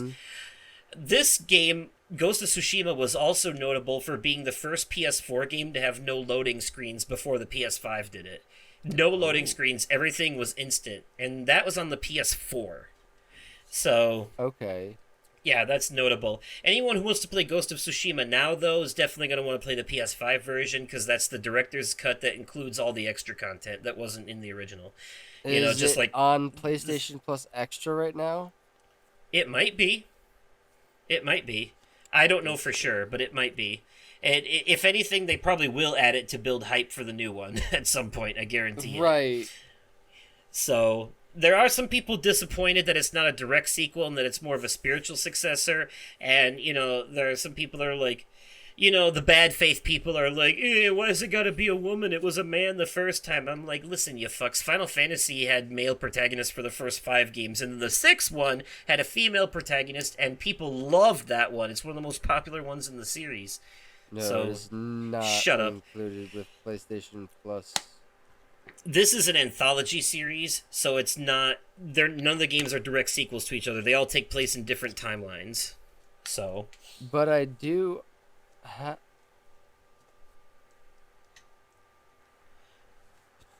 I'm just excited. But I do have it. Oh, I that's do have interesting. Ghost of Tsushima. Huh. Or did you maybe download a trial for it at some point or something? I don't know. I think it maybe was a PlayStation Plus game at one point. It could have been. Maybe it was. But that's cool if it was. Yeah, I'm other downloading things it to my system right now. Other things I remember liking about that game is sometimes you'll find foxes or birds that will lead you to hidden treasures if you follow them. And you can also pet the foxes after they show you where the stash is. And they're so cute, the foxes. There are hidden, like hot springs that you can rest and relax in and, just reflect on things that have happened in the game. There are relaxing spots where you can make haikus. And, God, it's just... even if you don't like the gameplay, it's one of those games where, visually, it's one of the most impressive games I've ever seen. Every scene looks like a work of art, Nice. And the game opens pretty exciting. The game opens on a war, with the Mongols. So, yeah. Mongolians. Yeah, exactly. So there you go. And you somehow survive being thrown off a bridge and stabbed in the back, but that's why they call you the Ghost of Tsushima, because you're getting revenge and they think you're dead. So if you play stealthily, it's almost like you're haunting them. Mm-hmm. It's really cool. But makes sense. Yeah. I'll have to give it a shot. It's downloading to my PS5 right now. Continuing down the list, Horizon Zero Dawn is getting a remaster that I find to be completely unnecessary, because the original version of Horizon Zero Dawn, the PS4 version, still looks fine, and it plays fine on the PS5.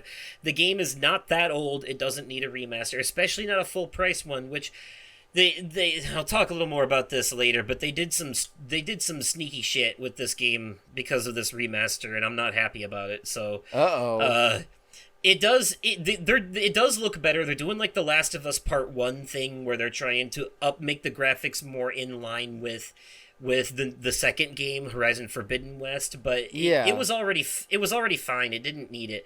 The Last of Us made more sense because that was originally a PS3 game, but on some good Horizon news, we got another trailer for LEGO Horizon Adventures. I am looking forward to that. Comes out November 14th, by the way. Let's see. There was some more PS5 Pro stuff, blah, blah, blah. There's a Chroma collection coming out, like faceplates and controllers for the PS5s, getting special Chroma skins. They had the PlayStation Plus lineup, all that.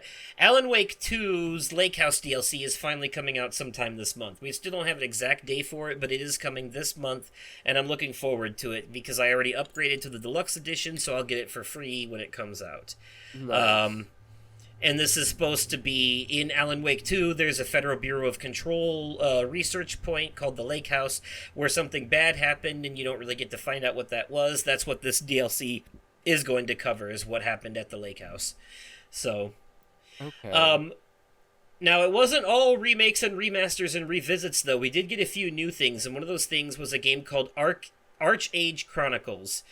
And I'll explain it it's an online action RPG, basically, is what it is.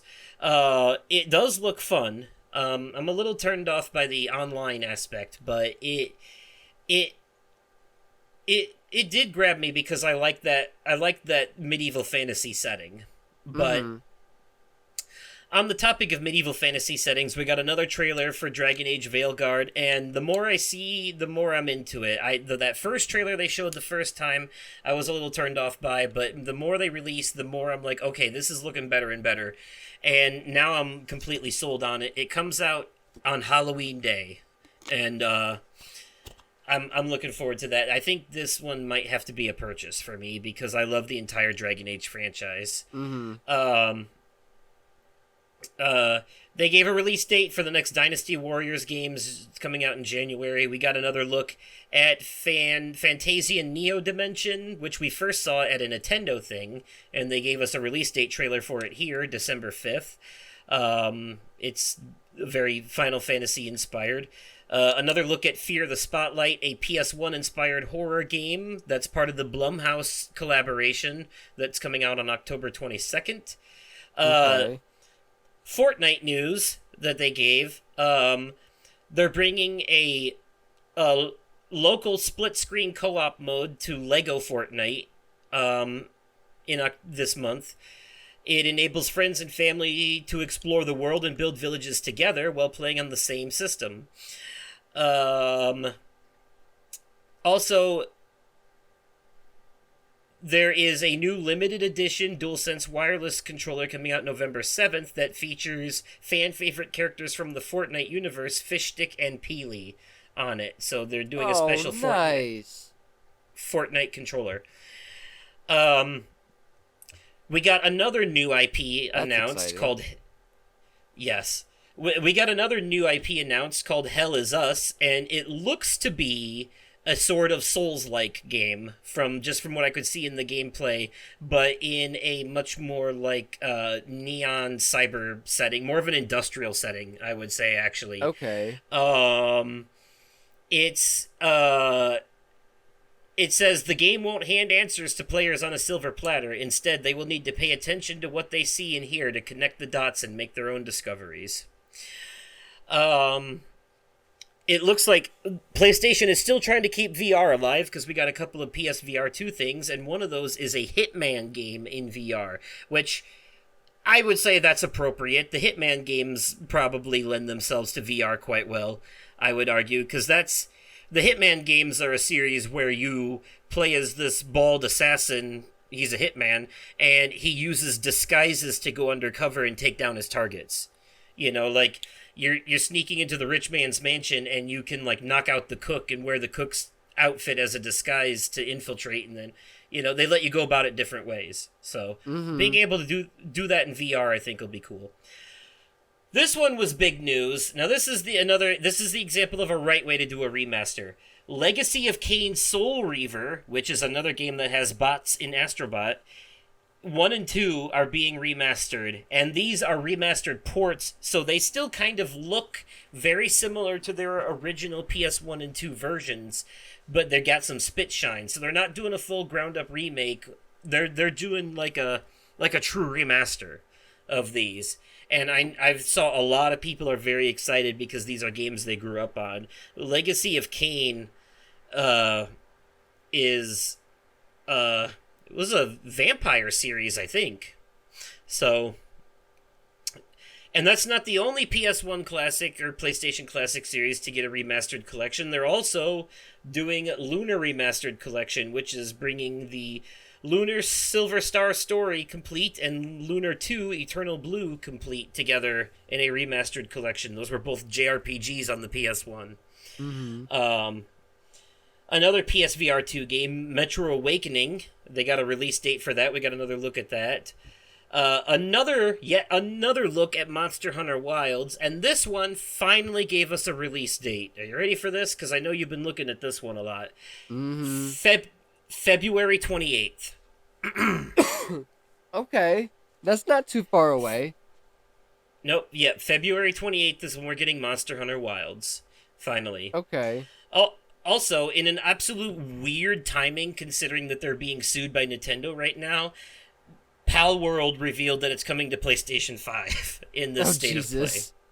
Okay. So, yeah, just in time to be sued. Right. Speaking of Stellar Blade from earlier, Stellar Blade is doing a collaboration with Nier Automata. That's something else that they announced, which I think is pretty cool because if you've seen gameplay of both of them, they look very similar. So that makes sense. They're both very Stellar Blade. Yeah, they're both very like apocalyptic robot future, aesthetics. You know, like you're a cyborg in the desert kind of thing. Right. Yeah, so that makes sense. And then another new IP got announced called The Midnight Walk. What's cool about this game is that all the animation is basically still motion, like claymation, like Nightmare Before Christmas. So that looks really cool. And it's from the developers of Lost in Random, which was a underrated indie game that I really liked, came out a few years ago, where you would use a little dice to determine what abilities you would get when you were fighting in real time. You would pick up the dice and throw it, and it would give you a buff in combat, and then you would use that to fight enemies. So, The Midnight Walk is a dark fantasy adventure made of clay, and it's going to be available for PS5 and PSVR 2, so it's going to have a VR and non-VR version. Nice. It says, step into a handcrafted world and journey through 5 eerie tales of fire, guiding your little lantern friend, Potboy, while outsmarting the flame-eating monsters lurking in the shadows. Another perfect addition for... Unfortunately, it's coming out in spring 2025, so we're going to have to wait a while for it, but... Yeah. Also, Teenage Mutant Ninja Turtle Shredder's Revenge game is getting DLC called Radical Reptiles. And it launched on the day of the State of Play. So it's out now. Sonic X Shadow Generations, which is coming out later this month, is getting DLC in December that ties in with the Sonic 3 movie. And in this DLC, Shadow will jump through a dimensional portal that takes him into a world based on the movie. And he'll play through an action scene from the movie that you get to play as the video game. Okay. So, and Keanu Reeves voices Shadow for this DLC as well. Nice. Another new IP was announced. I love all these new IPs. Towers of Agasaba. Agasaba? I don't know. The vibrant and gorgeous open-world adventure, Towers of blah blah blah, provides a first look at its city-building, ecosystem development, combat, and exploration gameplay. So it's got combat, it's got exploration, but it's also got like a Sim City builder thing going on too, as well. So Nice. it's got like a kind of like, build and maintain the city, but also leave the city and explore and fight things and stuff. Yeah. Not unlike the cozy games in some aspects, mixed with action RPG. Yeah. But that was basically everything from the State of Nice. Play.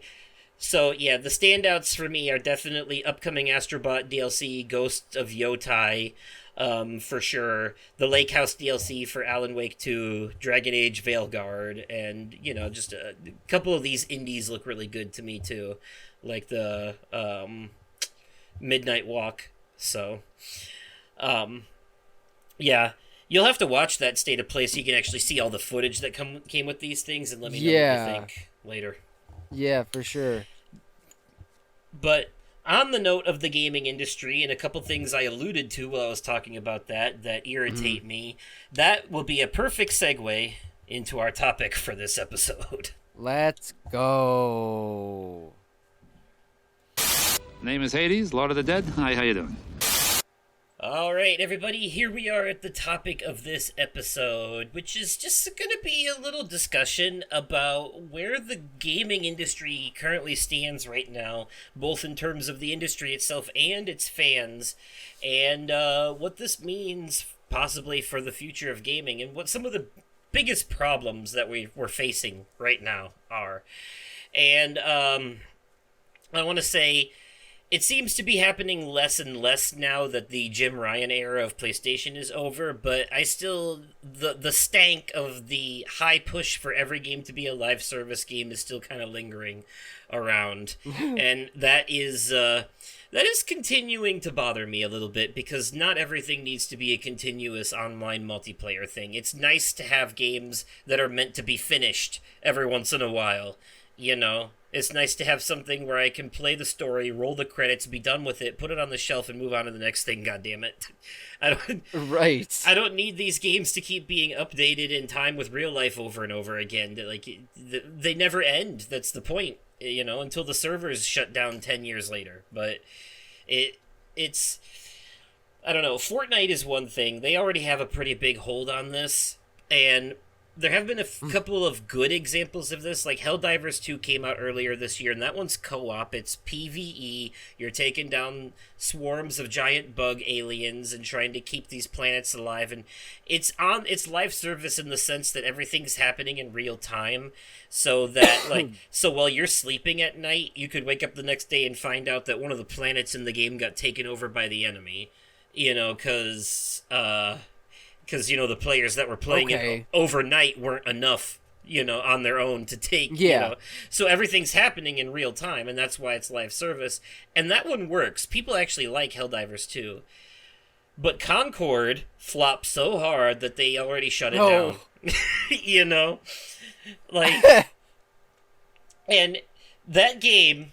I remember getting excited for that. Yeah. I never even got a chance to play it. And you should be glad that you didn't, because it's literally unplayable now. It no longer exists. They removed it from existence. It was so bad. Well, damn. Okay. Yeah, and it's just... it looked like an Overwatch clone, but the way that it played and the predatory microtransactions and just all that live service crap, it just caused it to not work right. Fair. And it just didn't it didn't make numbers. But that is a case where the game itself is to blame for its own failures.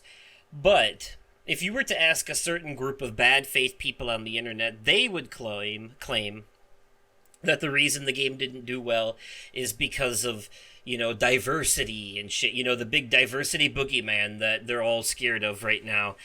And that's been a huge point of contention for me, because it's starting to feel like you can't have a female protagonist or a black protagonist or a gay protagonist or anything but a straight white guy in video games anymore without people screaming that it's woke or DEI or whatever. And that shit's getting annoying because it's so fucking old. Well, and it's also contradictory, too, because this is the same group. Part of the reason they're complaining about this is because they say that female characters aren't conventionally attractive anymore. Too many of them are, fugly and blah, blah, blah. And, and the thing is, what they're really saying is, it's not prime jack-off material for them anymore, so now they're pissed about it, And it doesn't fucking matter. They want to go back to the days of Lara Croft's triangle titties. Jesus fucking Christ. Well, I think they preferred when female characters were basically just plot devices to create romance for the, copy-pasted cliche white hero savior character in every early 2000s video game, when basically every video game was like a 90s action movie, Example, Leisure Suit Larry. Yeah, well, that game was based around sex, but I'm talking about how, and a lot of these are games I enjoy, too, but, pretty much every protagonist of every video game in the early 2000s was, a testosterone-filled, everyman white guy, You had your Marcus Phoenix from Gears of War, your Nathan Drake from Uncharted, Kratos from God of War, and there are people who claim that in the new games, the Norse mythology ones, I've seen people go as far as to say that they quote unquote pussified Kratos because he used to be a vengeance-fueled edgelord and now he's a soft daddy. And it's just, I'm like, I prefer soft daddy. But the fuck? That's the thing too. It's called growing. It's called maturing. It's called character development. Right. You can't just be exactly. You can't just be a fucking amoral serial killer forever and have people and have that continue to be a interesting plot device, Right. Eventually he had a son. That changes a person. Yeah. It does. It does change a person. So I can contest to that. And so, let's be honest, there are some things that do force diversity just for the sake of diversity, just to check a box, and that has been problematic to a degree, because even the people that they're representing in these forced diversities aren't happy with the representation, because it leans so far in the other direction, it's trying so hard to put them on a pedestal that it comes off as, reverse racism, in a way. Mm-hmm. And that's actually what the movie Get Out was about. But there is genuine representation done in a lot of things, like the game Chia that I talked up for a lot. Or some side characters in Spider-Man 2. And these things... Mm-hmm. These people, that you can't placate them. Even a side character, even a rainbow flag in the background is enough for them to lose their shit and go haywire, because again, they just want to erase everyone who's not like them from existence and from media. And it's a bad faith argument. They claim to have good reasons behind it, but there isn't any, because it's just thinly veiled racism and misogyny and homophobia. It's caveman behavior. It is. But it's gotten so bad now that anytime a new thing is announced and it has a female protagonist, a black protagonist, a gay protagonist, or even a disabled protagonist at this point, they call it woke. They've gotten to the point where, a character being in a wheelchair is woke in their eyes. And that's fucking low. Yeah. It's ridiculous. So... that Unknown 9 Awakening game that I'm excited for that's coming out this month, that is going to be a big, PlayStation's been making a big deal of it in their state of plays, and I think it looks really good. The trailer for that on YouTube, if you look at the comments, they're all just calling it woke and DEI because the main character is a brown-skinned woman. Jesus Christ. Next thing you know, they're going to call GTA 6 woke because the female protagonist is There's already people doing that. That's the thing. There's already idiots doing that. Like I said, there's people complaining that Ghost of Yotai has a female protagonist when the first game had a male one, even though it's an anthology series. It's not a direct sequel, And this is the thing. These people... So fucking dumb. These people, the complaints that they're making now, in a lot of ways, it's too little too late, because everything that they're bitching about and claiming that games like Concord are flopping because of woke and DEI, or games like Suicide Squad are flopping because of woke and DEI, they're not. They're just bad games, period. The gameplay sucks. Right. That's what it is. It's the gameplay. Exactly. But they point to that, and they're like, haha, you see, this game that had a lesbian black woman in it failed, so that's, therefore, those things are bad in games. And that's such an idiot argument. Yeah. Correlation is not equivalent to causation.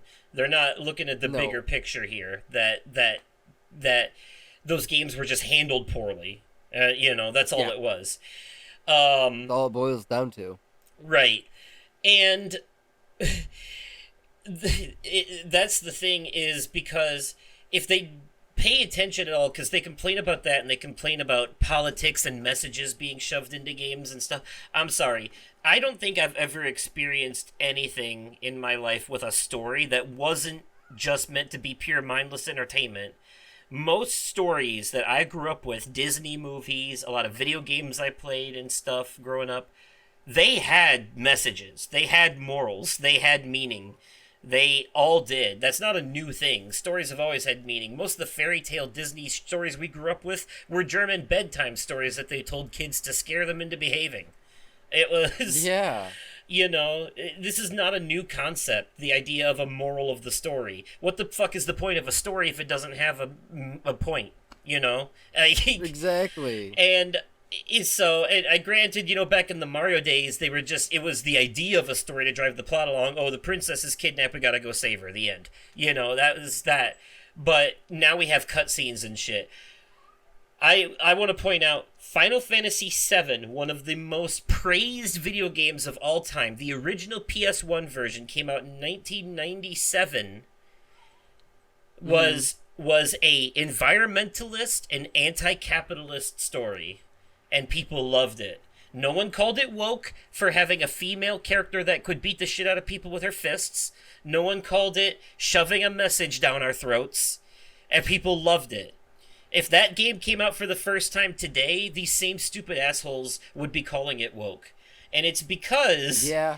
It's because of the social media influencers that they're following that are teaching them this toxic shit, like Andrew Tate and Donald Trump.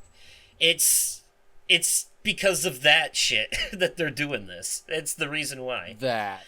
And I would even argue Joe Rogan to a degree, if I'm being honest. Yeah. It's gotten pretty stupid, and now it's gotten to the point where games will get review bombed because people are judging them off their trailers. They're judging books by their covers and not giving them a chance. Like the new Dragon Age, people are saying it's gonna flop because you can be a trans character in this. Heaven forbid, you can, in the character customization options, you can give your character surgery scars if you want them to be trans. And people are losing their shit over that because it, somehow that affects the story and gameplay. Newsflash, it doesn't. No, it not does at all. not. Story and gameplay is what makes the game good. A optional customization option is... In the character creator is not enough to make or break a game, and if that's enough to keep you from playing it, then I'm sorry, but you're a thin-skinned bitch. That's all there is to it. Yeah. And on that same matter, if the race, gender, or culture of the main character of a game is enough to get you to not play it, then you might be a racist asshole. That. People looking at Unknown Nine Awakening and saying that it's woke and DEI just because the main character is, I'm pretty sure, a Muslim girl because it's part of the lore that the game takes place in. It's it's pretty fucking stupid. Now, I will admit, though, like I said, there is some things that people are doing that some game developers and movie people and all that are doing that do kind of not stick the landing. For example, ever since Black Panther, they've been giving pretty much every black character in everything Killmonger hair, and I've seen people in the black community say that it's getting to be too much. It's starting to be a little offensive that every black character is designed that way now. So, I can see stuff like that. I agree with. But a game is not quote-unquote woke solely on the basis of the protagonist being female or minority or any shit like that. It's so stupid. And like I said, it's contradictory because these people complaining about this, they want more conventionally attractive female characters and stuff in their games, but yet they want every protagonist to be the copy-pasted straight white dude. So which is it? Are you trying to stare at a man's ass or a woman's ass for 80 hours? What do you... Right. You idiots don't make any sense with your self-contradictories there. So that's been a problem for me, seeing these people, and I do think that they are actually hurting the industry because they're review bombing games that don't deserve it, and I think there needs to be restrictions on reviews. I think you need to be able to prove that you've played or watched something before you're allowed to review it. No more review bombing from people who haven't actually tried shit, and they're just judging it on the trailers and stuff. That's fucking stupid, and it shouldn't affect a game's overall quality or sales like it's been doing. But it's also people just refusing to buy stuff because they see these things in it and they assume it's going to be that way because they've been brainwashed by the internet influencers. But 10 years ago they would have bought this game no problem. It's because of the current culture wars and political climate that they're doing this shit. Yeah. And I'm getting sick of it because nothing's changed. Video games are the same as they've always been. It's just that y'all were too stupid, naive, or young to understand the messages back then, and you're just now becoming alert to the fact that art leans liberal. Most stories, most movies, video games, books, all that shit, the message is progressive. That's the way it's always been.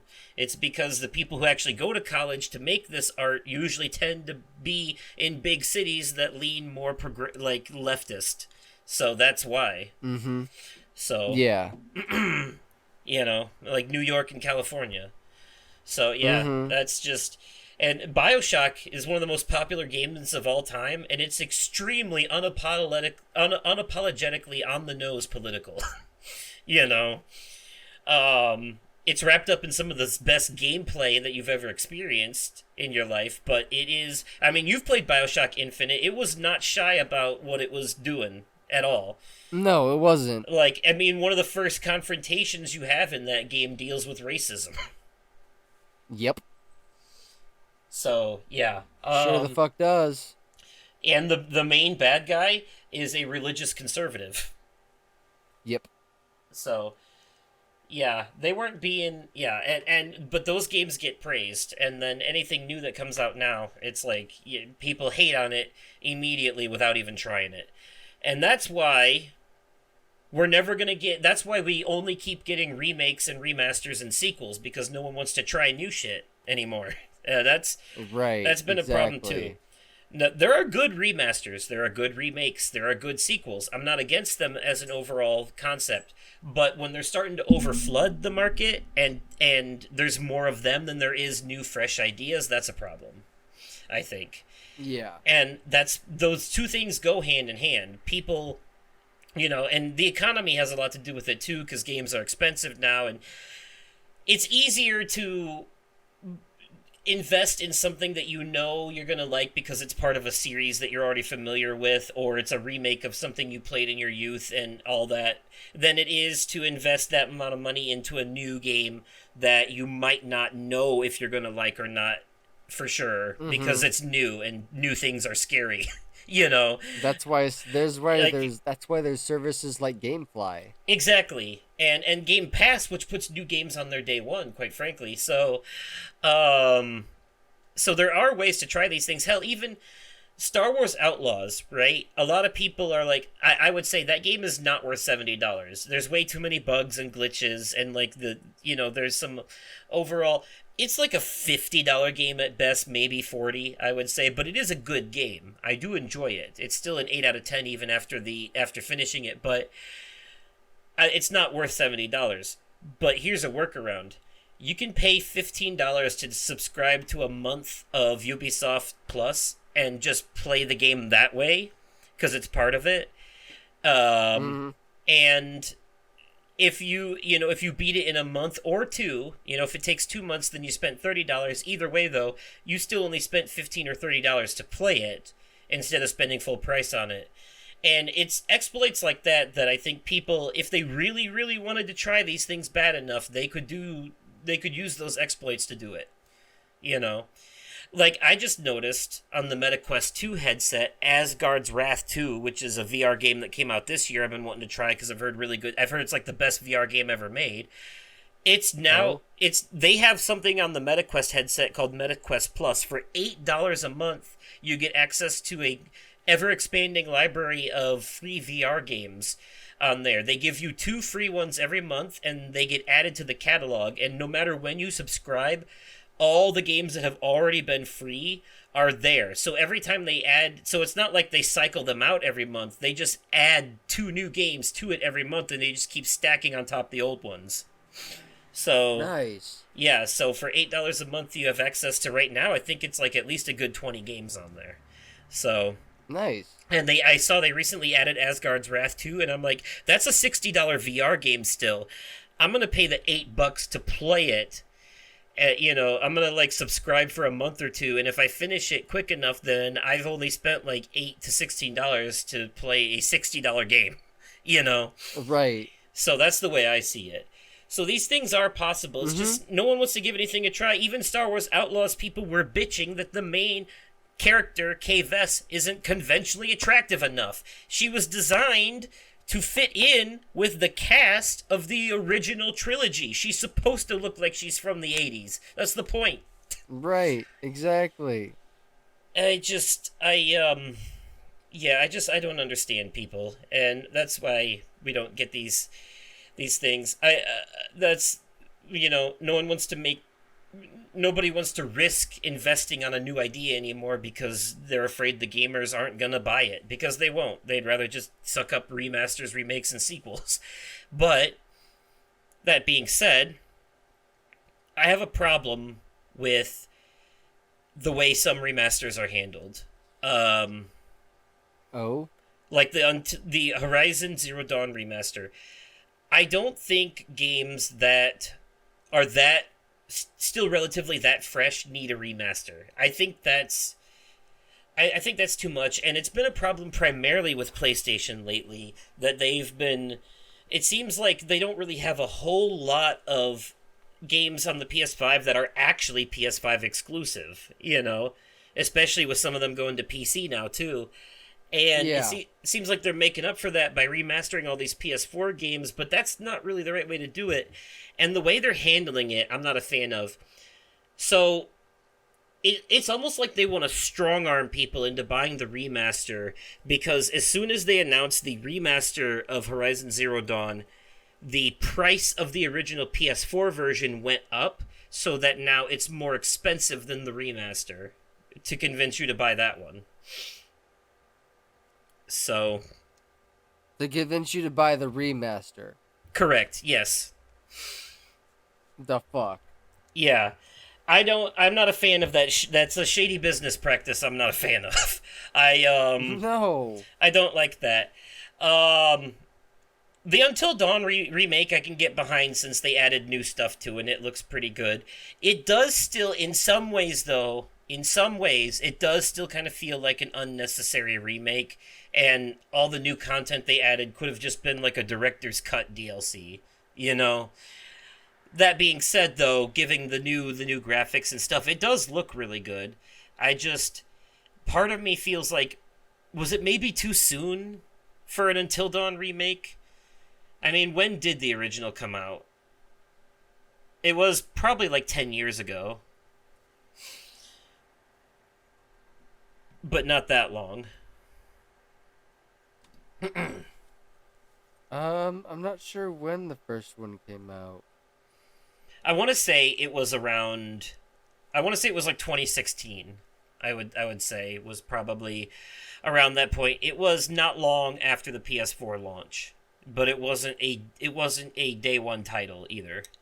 But it wasn't long after. It wasn't. So it's been about 10 years. So I guess I can see that in a way, but Horizon Zero Dawn feels... I mean, I know we just had Forbidden West like a year or two ago, but Zero Dawn still feels like it holds up well enough that this is unnecessary. Zero Dawn did come out in 2016. I'm looking at the page right now. Okay, so Until Dawn came out in 2014 then, I think. Or 2015. It was before... 2015. It was Until before Dawn Zero came Dawn. out in 2015. Okay. 2015. Well, so they were around the same time, but that's the thing, though, is that it doesn't... Until Dawn did have, a little bit of jank to it, and it could use a facelift, but Horizon still holds up. And I just... They're not giving people the remasters that they actually want. And there's too much focus on it now and not enough focus on new IPs, I think. And now I'm all for a good remaster or remake because I believe in art preservation. If it's like a game from like the PS3 era, then yeah, please remake it because we need it to carry over to this generation so it stays alive. But like, at least the remaster isn't horribly priced. For Zero Dawn, It's $49.99. Yeah, that is reasonable. It just to me still feels like an unnecessary remaster, and I don't like what they did to push the PlayStation's on an up and down curve right now because like that state of because the Zero Dawn PS4 edition mm-hmm. was $20. Yeah, was so fucking dumb. Right.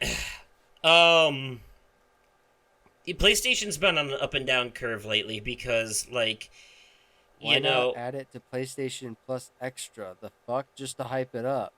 Right. They had a down curve with Concord, but then an up curve with Astrobot, and then a down curve again with the PS5 Pro announcement, and then an up curve with State of Play. But now the shit they're pulling with this remaster is a bit of a down curve again, in my opinion. They're fluctuating back and forth a lot here. They're gonna have to do some damage control at the Game Awards, I think. And announce something really good. Yeah. Because it's been, I mean, Ghost of Yotai is a big deal. It really is. But you know what's really going to get a lot of people singing? And I know these would just be more sequels, but the thing is, a lot of people playing Astrobot, seeing a lot of these old characters are like, man, I really wish they would revisit Jak and Daxter or Sly Cooper again or something. Right? Or Infamous or one of these, dead franchises that... Because it's so funny because, like... The current CEO of PlayStation was like, yeah, we don't have a lot of IPs, we don't have a lot of franchises. Then Astrobot comes out and proves that wrong, Yeah. Yeah, like, no, you guys have a lot of IPs, you just have a lot of dead IPs that you refuse to go back and revive for some reason, Right. I'd like to see them do something with... No, I'd love to see them do something with Jak and Daxter. Yeah, because, shit, we haven't gotten a game for them since the PSP, and the last Sly Cooper game was on the PS4, PS3, Thieves in Time. Ratchet and Clank's the only one still going. They had a dope-ass PS5 game. Yeah, they fucking did. One of the best PS5 exclusives till it also went to PC. Still console exclusive, though, to PS5, but it's on PC, too. They could do another fucking Spyro game. Yeah, the Reignited trilogy. Because remember, with Crash Bandicoot, they did the Insane trilogy, which was 1, 2, and 3. And then they did an actual sequel, Crash Bandicoot 4, It's About Time, um, Yeah. on the They should do PS4. something like that with Spyro. Yeah, do like an actual follow up to the original 3 games and erase all the other shit from canon. Because Exactly. that's what Crash did with the 4th game. It basically just ignored the existence of everything after the 3rd game and just went straight into the 4th, uh, which I love. Like it literally picks up right where Crash Bandicoot Warped leaves off. So, Mm-hmm. um, so yeah, that I really liked, but yeah, I do think though I would like to see more balance, more fresh IPs, and I'm always going to be one of the people out there supporting the new IPs, buying them up, trying to get other people to try them, like Banisher's Ghosts of New Eden earlier this year. People definitely need to try that. Um, you know, fresh ideas that people that I want to see. Stellar Blade came out earlier this year, was a new IP. And that one actually was doing well. So, it's good to see new IPs do well when they do come out. But the remake or remaster people really want is Bloodborne. They should probably just give people their PS5 Bloodborne already. Yeah. But yeah. So yeah, that was one of the big things for me, and just speaking on PlayStation's downfall lately, this unethical push towards the all digital future. I know that it's coming eventually, but the way that they're trying to strong arm people into it just isn't sitting right with me. It's No, definitely you know, not. especially with the PS5 Pro, like I said, being $700 and not having a disk drive by default. You have to buy it as a peripheral. Like they're trying to annoy Yep. people into going digital only. Yeah. And like I said, that just makes me worry for the future of everything gaming console wise. Like we may eventually, like hell, we may be seeing the end of Xbox soon, like as a console division. Like they've said time and again that they kind of just want to be done with consoles and just go to focusing on software and just put Game Pass on every device. You can have Game Pass on your PlayStation, Game Pass on your TV. You don't even need the Xbox anymore. You can just launch the Game Pass app on your TV, hook up and sync the controller to the TV and do it that way. Like that's the future they're looking that Microsoft wants for their stuff. And that's Okay. not only is that an all digital future, that's a cloud streaming future that our current internet infrastructure is not ready for. No. At least not overall as a country. There are some rural areas where you still can't even get good internet. So Yeah. yeah, we're not there right now. I don't want to dig too deep into that particular complaint, though, because at some point when Mythos is finally available to do it, we're going to do a whole physical versus digital episode at some point. Yeah, the writing's on the wall. We definitely got to get to it soon at some point. But before we wrap up, floor's yours. What, is there anything going on with the gaming industry right now that I haven't talked about that's irritating you that you want to give a spotlight to?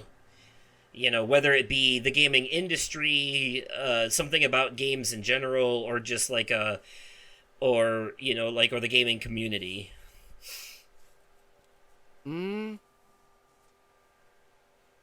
Anything that grinds your gears per se.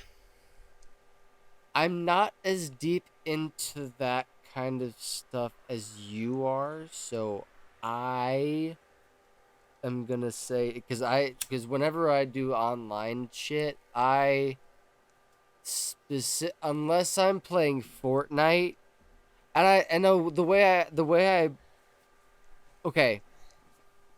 So I am glad that there is a feature on Fortnite that allows you to turn off voice chat, because Yeah. the amount of children I would hear otherwise. Yeah.